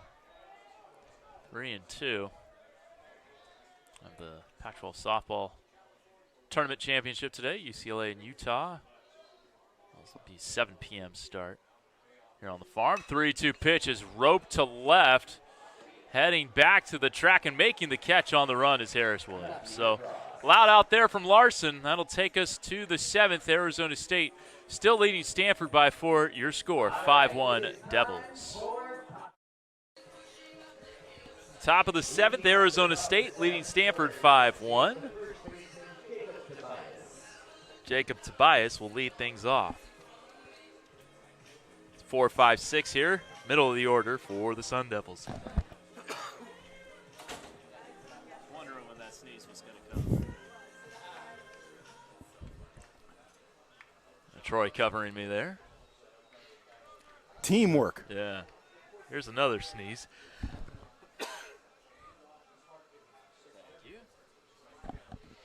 And the first pitch to Tobias is a strike. Trevor Moore out for a second inning of work. Should mention Saborn Campbell now in right field. Got a double in the 9th inning last night for his 6th hit of the season, bumping his average up to 207. Tobias takes a pitch outside off speed. He's 2 for 3 with a couple of singles and struck out looking in the 3rd. He's got his average up to 312 now. Tobias takes the breaking ball for strike 2. Campbell, by the way, will lead off for the Cardinal in the bottom of the 7th inning, so perhaps another reason why he is making his appearance now in this game. I believe he led off the bottom of the 9th last night. He did.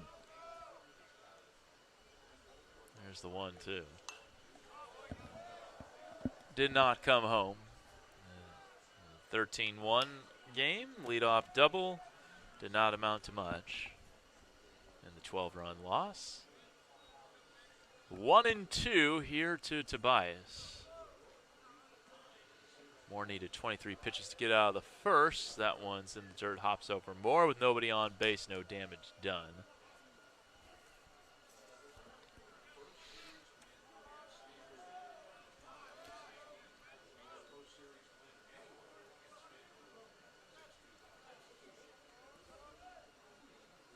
There's a 2-2 pitch. That one's line foul. 2 strikeouts for Moore, 5 for Lim, 7 strikeouts for Stanford pitching.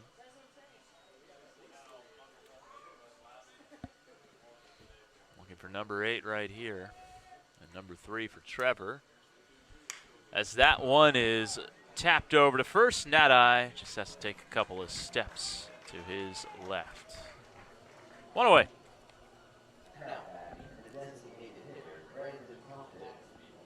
That'll bring up Brandon Compton.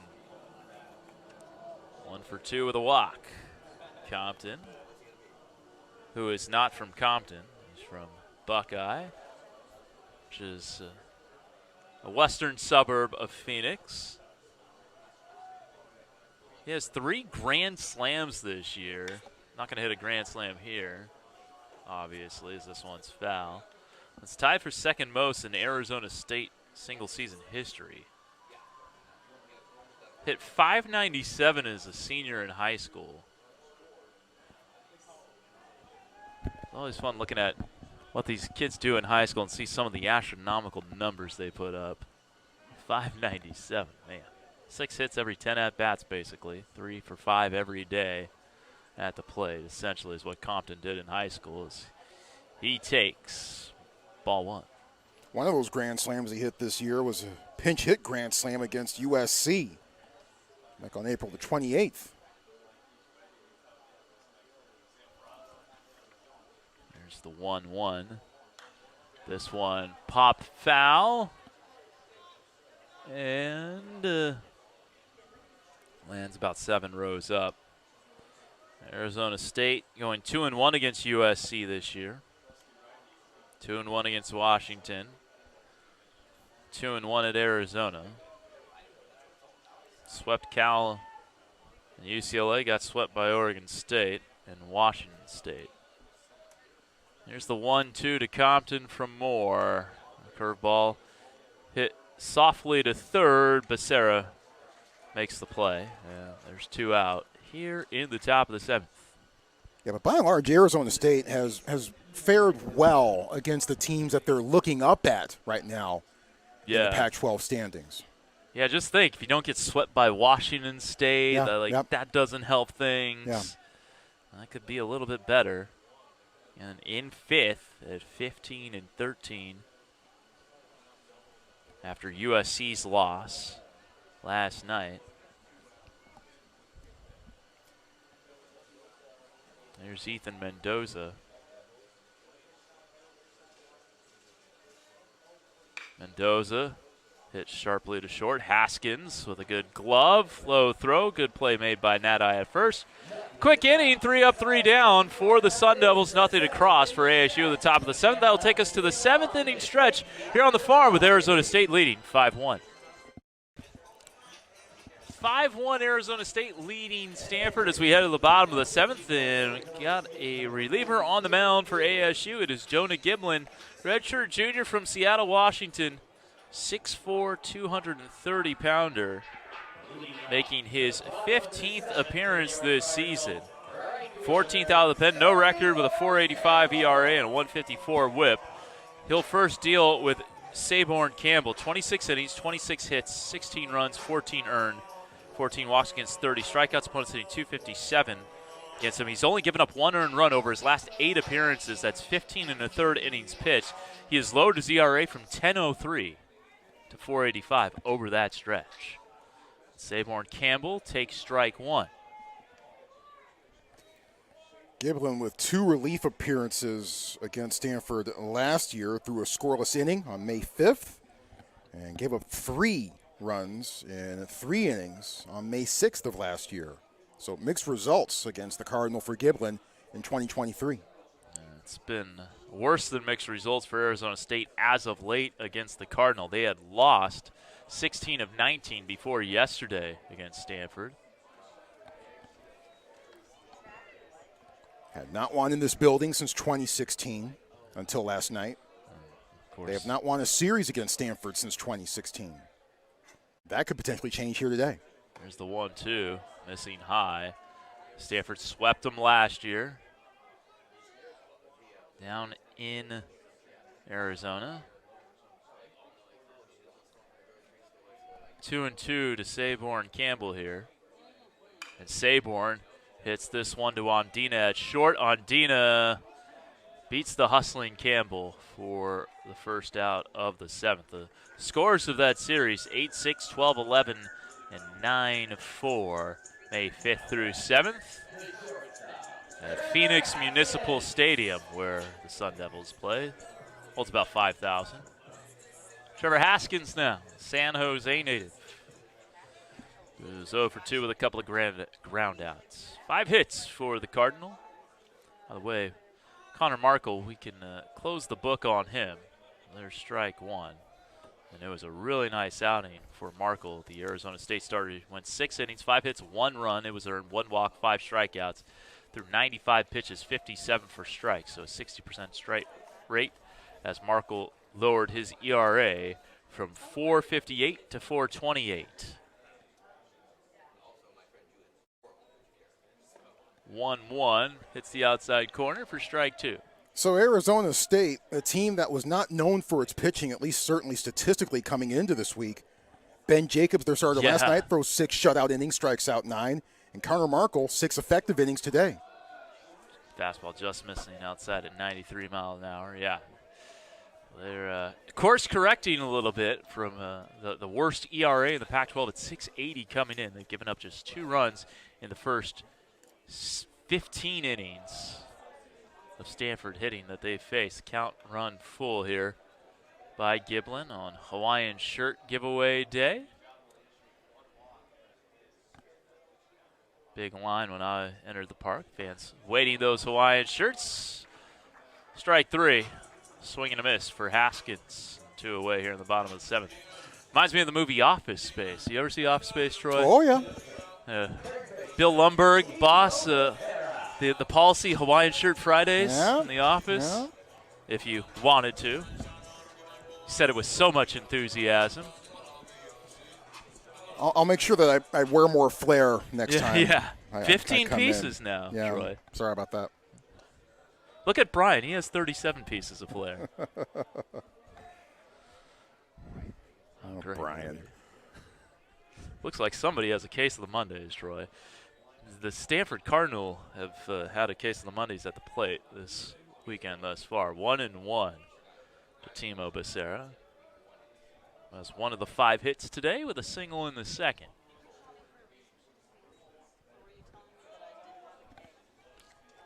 Two and 1.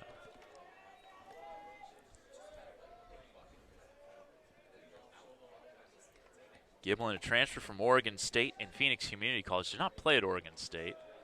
That's in the dirt. 3-1 at Phoenix Community College a couple of years ago, or Phoenix College. It is a JUCO, but 1-0 with a 1.17 ERA.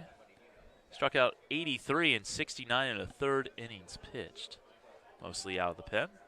Top 10 recruit out of the state of Washington. He's from Seattle. Here's the 3-1.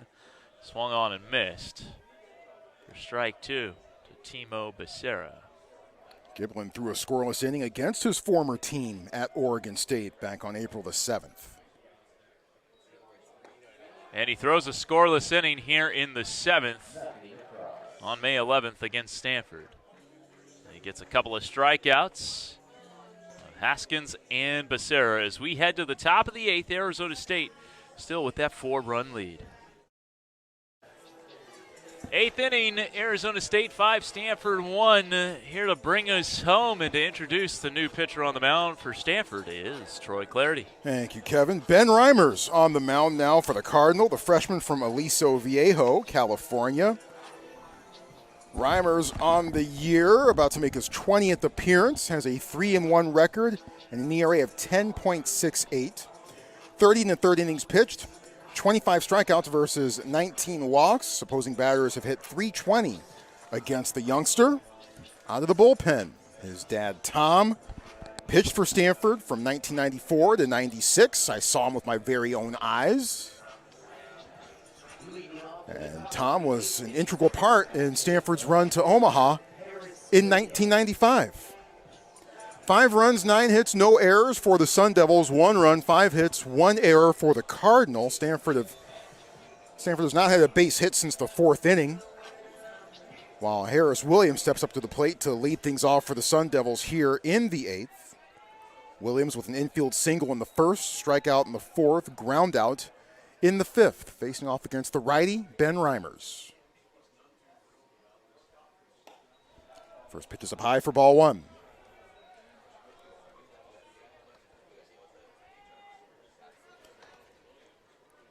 1 ball and no strikes to Williams. And that was in there for a called strike 1. This is Arizona State's final Pac-12 series. Not just of the season, of course, but you know what I mean. As they're actually hosting 2 different teams that's an interesting next week. Setup. Popped up, not playable. So that will land behind us, and the count goes to 1-2. Arizona State hosting Texas Tech Thursday, Friday, and then hosting UNLV for one on Saturday. So a bit of an unconventional scheduling arrangement there, especially in season, or in regular season, I should say. 1 ball, 2 strikes. On the ground, past Cobb. Williams with his second base hit of the day. Yeah, made a diving stab at it, just snuck underneath his glove there for Owen.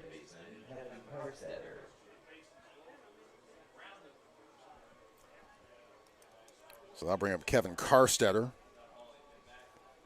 who hit a hustle double to center, shallow center in the fourth. The hustle double to end all hustle doubles.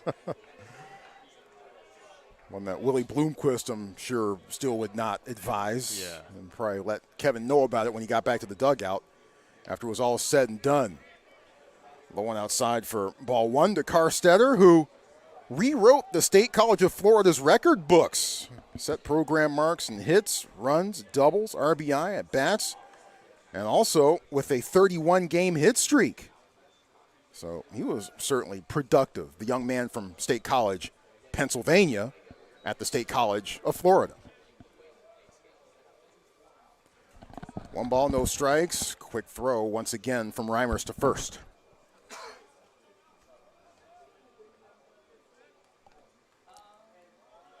Williams is 7 of 10 in stolen bases this season.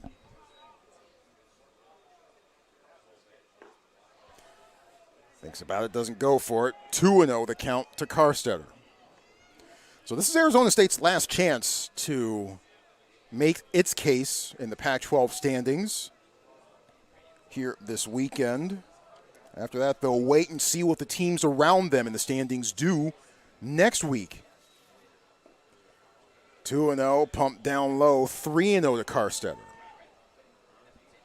So they'll be keeping a close eye on what Cal does next week. Perhaps a close eye on Oregon as well. Yeah, the best they could probably hope for is fourth. I mean, they could get a little bit higher. Realistically speaking, that's probably what their ceiling is. They win today, they secure a winning regular season in conference play. It's 9 teams that go into the tournament. 3 balls and 1 strike to Karstetter. Runner going, the pitch high, it's ball 4.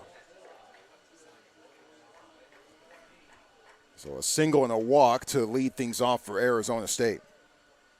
9 teams of the 11 in the Pac-12 go to the tournament, with Thomas Eager, the Kathy Wolf assistant coach, jogging out to the mound. Normally it's a walk. He's kind of ripped up the tempo there a little bit. Yeah.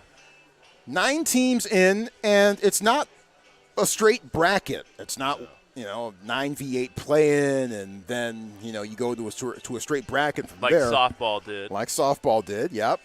No, it's 3 pods containing 3 teams apiece. Everybody plays each other. Team with the best record in each, plus a wild card team, advances to the semis and then the finals. It's an interesting setup, and is a bit more fair for baseball. And seeding very important, because for that tiebreaker for the wild card, it goes to whoever has the highest seed. So that could be your ticket to extending your season. Yep, that could make a lot of difference. Yeah. Steven Ondina, the batter, he's 0 for 3 today with a strikeout in second and a couple of flyouts since then. No outs, 2 on. Ondina shows bunt as that pitch goes high and tight. So basically, if you win the Pac-12 regular season, you just need to win one of those 2 games, and you're on to the semis. Yep.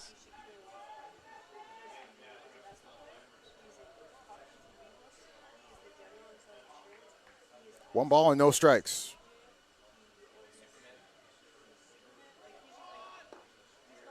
Misses low with Ondina showing bunt once again. 2-0.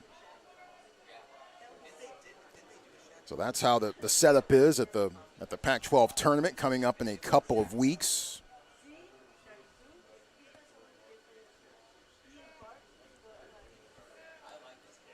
Two balls, no strikes. The pitch, the bunt, foul, 2-1. Of course, everyone is fighting for the Pac-12's automatic qualifier. Kevin was looking at the bracketology a little bit earlier in the show. Cal, one of the first 4 out, you saw? Yeah, and Utah as well. You got Arizona, Oregon State, Oregon safely in. Down the first base line. This is a good bunt. And Reimers has no play anywhere. Bases loaded. Nobody out. Thought he might have had a chance to get him. I don't think that was going to roll foul, though. He gave it as much as of a ride as he could, but that was a beautiful bunt by Ondina. Nathan Fleischle hustling down to the Stanford bullpen. Brett Blair, one of the reserve catchers, heading down there too.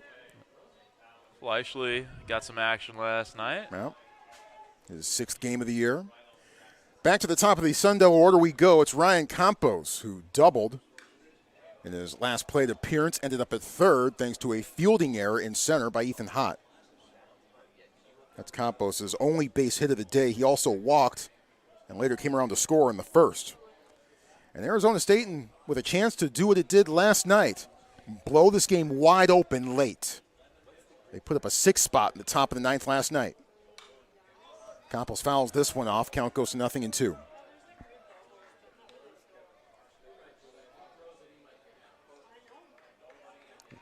Harris Williams with a single at third. Carstetter a walk at second. Ondina a picture-perfect bunt single down the first base line at first.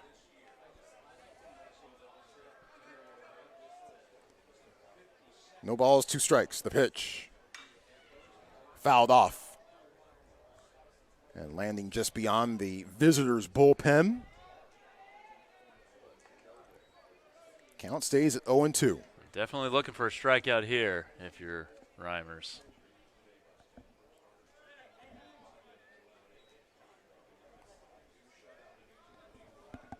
No balls and 2 strikes. Smack back up the middle and through for a base hit. Williams scores easily. Carstetter being given the green light, and he's in.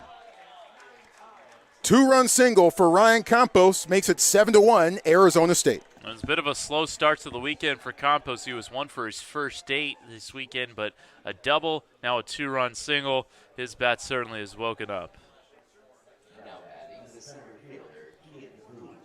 Here's Kian Vu. No base hits today, but he has walked 3 times. Scored once. 2 on, nobody out. Nathan Fleischle is warming up in the Stanford bullpen.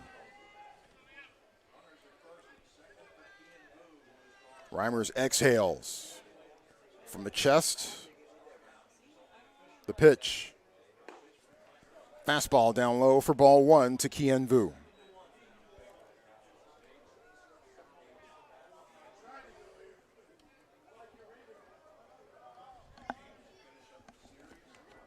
One ball and no strikes. It's down low for ball 2. Interesting that Utah's maybe on the bubble, for the at least at this point anyway. Yeah, they were listed as like the 2nd team out. They were the 2nd team out. Cal was the 4th team out, part of the first 4 out. Oregon State a 1. They're the number 9 overall national seed. This is according to Baseball America's latest bracketology. And then you also have Arizona as a 2 and Oregon as a 2. Right now they have Arizona going to UC Santa Barbara and Oregon going to Kentucky, which is the top overall seed. 2-1 the count to Vu. Well, perhaps that's a function of Utah's non-conference scheduling. Might be a little bit tough to, obviously they have to play many of their early season games away from Salt Lake Yeah. City, as the weather hasn't quite turned yet in February and through much of March. That goes over, count 3-1. Yeah, you just think if you're a Pac-12 team that's 16-10 in conference and 31-17, that you'd be safely in. Yeah, you'd think. The 3-1. Lifted, back to right, track, wall, gone. For the second straight game, Kien Vu has hit a 3-run bomb late in the game. He's threatening to overrun Ryan Campos on the base paths. He's so excited. And the Sun Devils, once again, have blown it open. It's 10-1. Exit velocity of 104 miles an hour, 394 feet, launch angle of 38 degrees and change. And, just Reimers didn't have it today. Single walk, single home run. And Reimer's afternoon is done.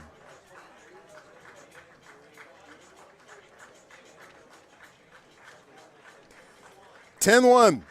Arizona State with the lead.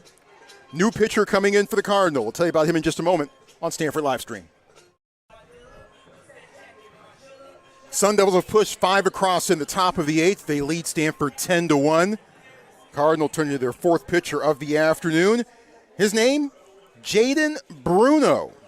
Bruno, a senior from Wellington, Florida, about to make just his 2nd appearance of the season. The last time he took the mound was February 23rd at Penn State. Threw a scoreless inning, gave up 1 hit, and struck out 2 against the Nittany Lions back on February 23rd. That's the only other time that we've seen Jaden Bruno so far this season.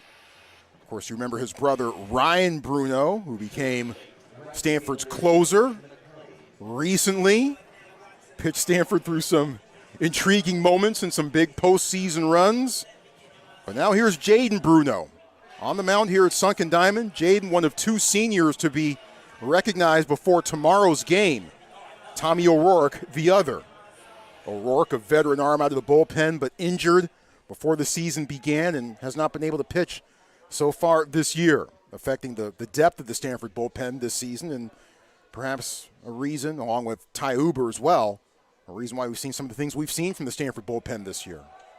First pitch from Bruno goes over 93 miles an hour. Fastball right down the middle for strike 1 to Nick McLean. Talk about getting shoved into the pool, facing the guy, your first batter, who's already homered twice so far today. Welcome to the ball game, Jaden. 1 ball and 1 strike to McLean.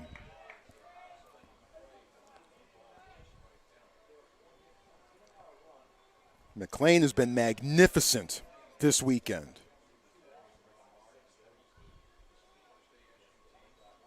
1-1.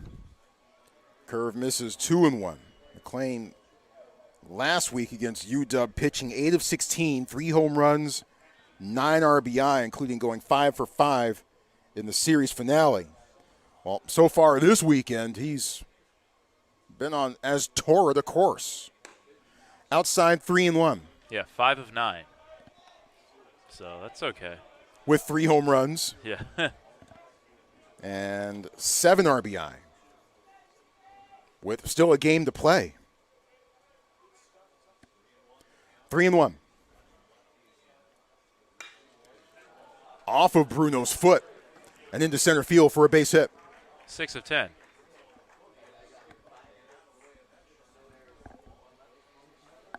McLean's been making solid contact all week, and even when they stay on the ground, he's gotten it done. Jacob Tobias with a couple of singles today, 1 in the first and 1 in the 5th. Struck out in the 3rd.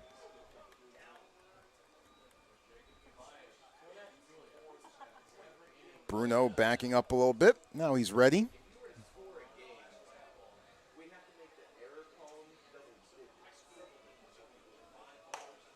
Pitch up high from Bruno for ball 1. Willie Bloomquist, the Arizona State head coach in his 3rd year leading the Sun Devils, was the Pac-10 Player of the Year at Arizona State in 1999. 1 ball, no strikes. High and outside, 2 balls and no strikes. Of course, Willie Bloomquist, more known for his, or probably most known for his Major League Baseball career with Seattle. 2 stints there, Kansas City, Cincinnati, Arizona as well. As Bruno deals the 2-0, did Tobias go around? He did. Count goes to 2-1. He is a part of Omaha lore. He had 5 hits in a College World Series game, tied CWS record. It's not a bad list to be on. No.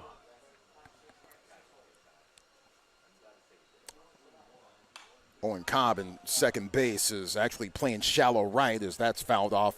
Count goes to 2-2. And really, you know, Bloomquist was just kind of plucked out of nowhere, it seemed. He said, look, I was just retired and enjoying life, and then I got the phone call to lead the program after Tracy Smith was let go following an NCAA regional season in 2021. And Willie said, all right, I'll do it. It's the only job I'm interested in. Fouled off again, 2-2. Yeah, had been in the Diamondbacks front office for 5 years.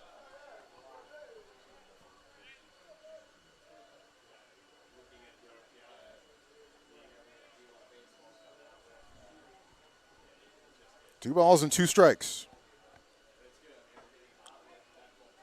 With McLean at first after singling. And now the count full on Tobias. Bloomquist finished his ASU career in the top 5 in several career Sun Devil offensive categories, is still there in many of those categories. Runner going, foul tip into the glove, throw down to second, strike him out, throw him out. Beautifully done there by Malcolm Moore. This guy who entered the weekend, he had caught 17 guys stealing, second in the Pac-12. Add another one to the tally there. Brings up Brandon Compton, who was able to extend his hit streak to 8 thanks to his single in the 5th. He also walked in the 3rd.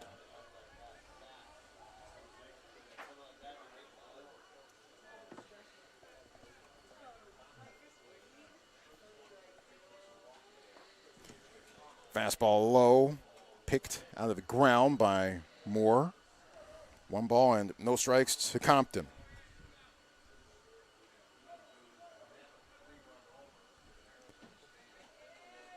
Five across for Arizona State so far in this top half of the 8th. 2-0.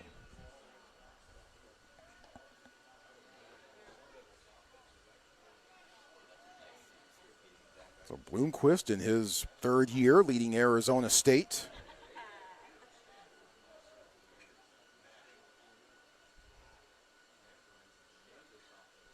The 2-0.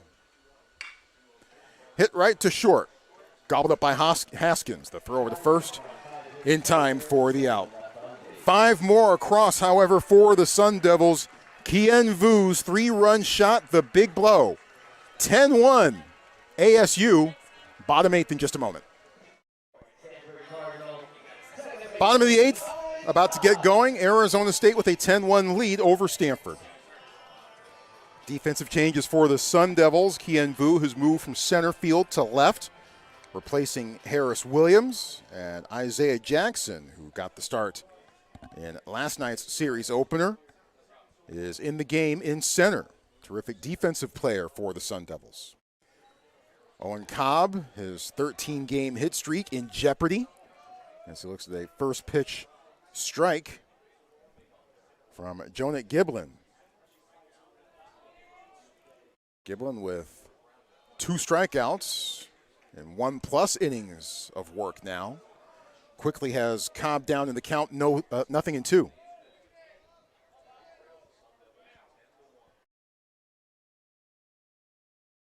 The 0-2.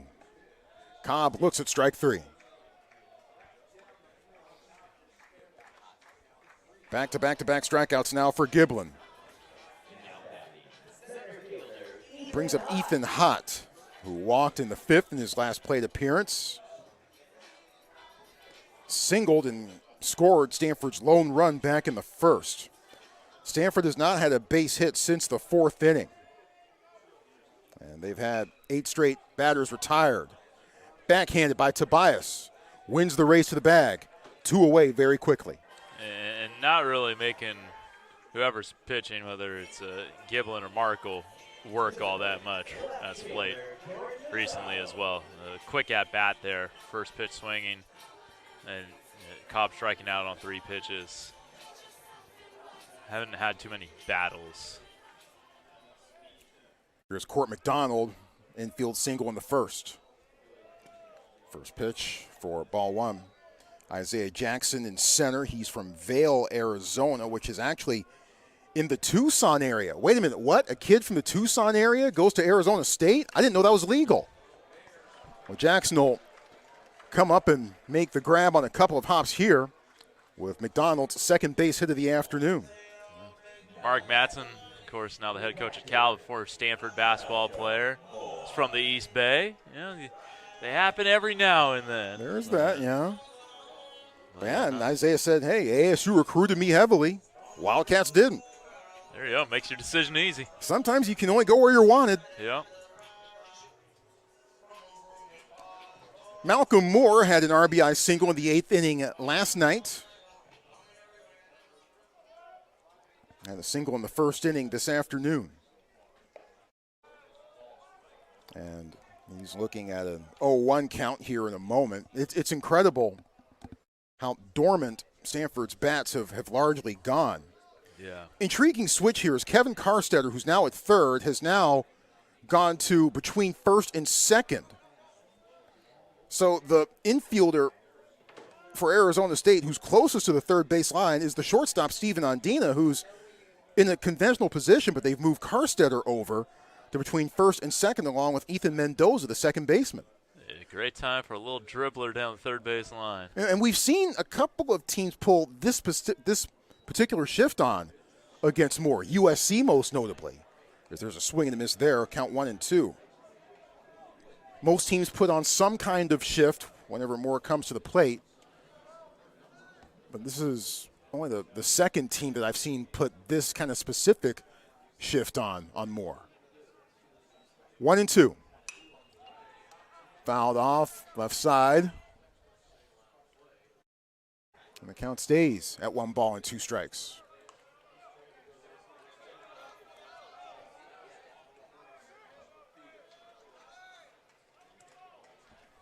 And even more intriguing, that's the third baseman that's doing the shifting.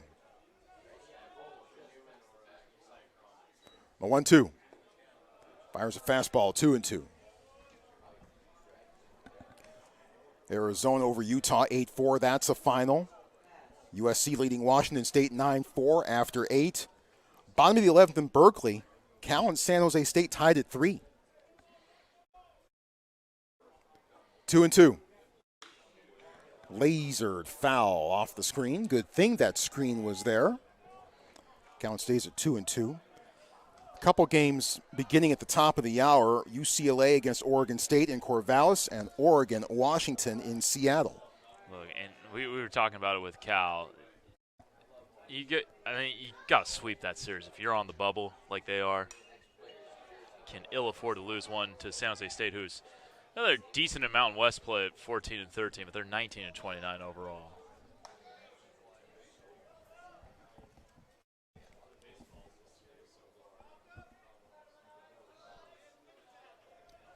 Jonah Giblin waiting for Moore to step in the box. He does. The 2-2 pitch. Fouled back. The saga continues. Yeah. Yeah, this is what a battle looks like.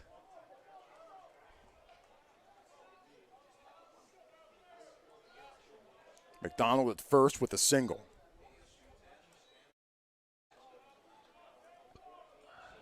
Giblin ready. Foul tip into the glove. Strike 3. Cardinal leave one on. We go to the top of the 9th inning with Arizona State ahead 10-1. Top of the ninth inning about to unfold. Arizona State with a 10-1 lead over the Cardinal. The big blows struck in the first inning for Arizona State, thanks to a 3-run home run by Nick McLean before a batter was even retired, and by Kien Vu, who hit a 3-run home run in the top of the 8th inning, part of a 5-run frame.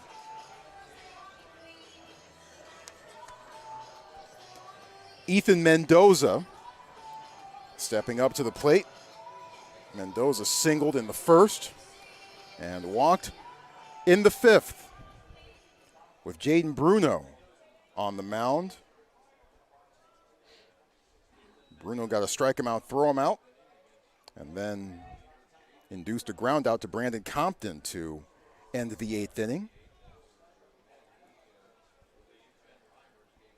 First pitch from Bruno.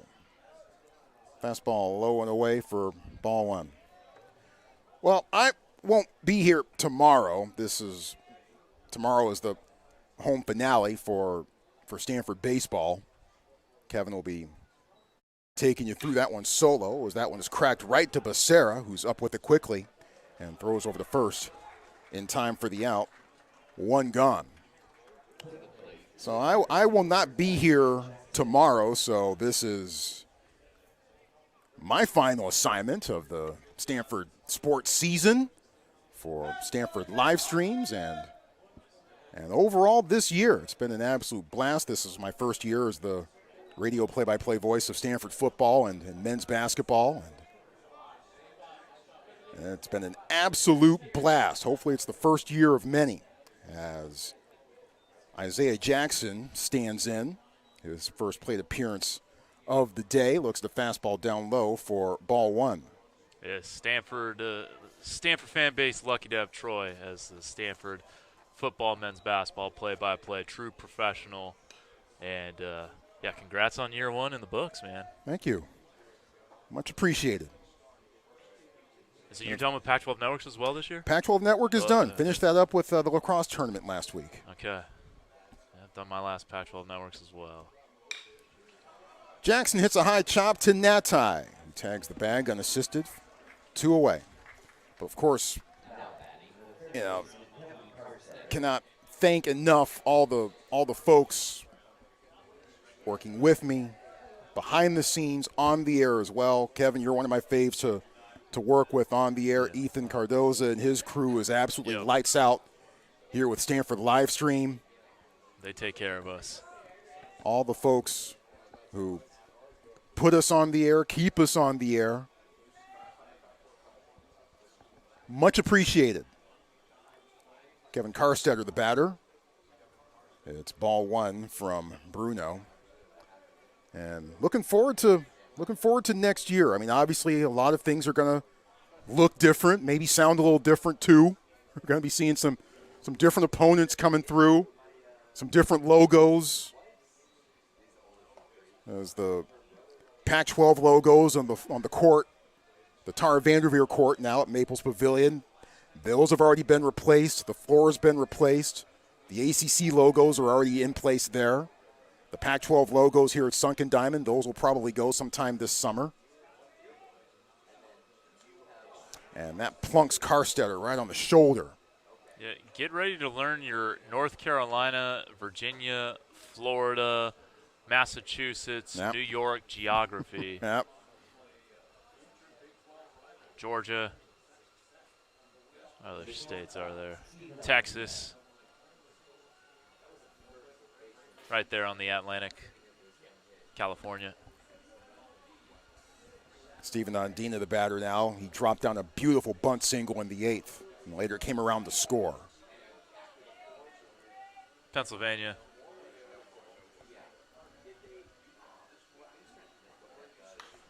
Popped up. Moore trying to find it. Becerra calls off everyone and makes the catch on the run. Comes down to the bottom of the 9th inning with Arizona State leading 10-1. Stanford's last chance in just a moment.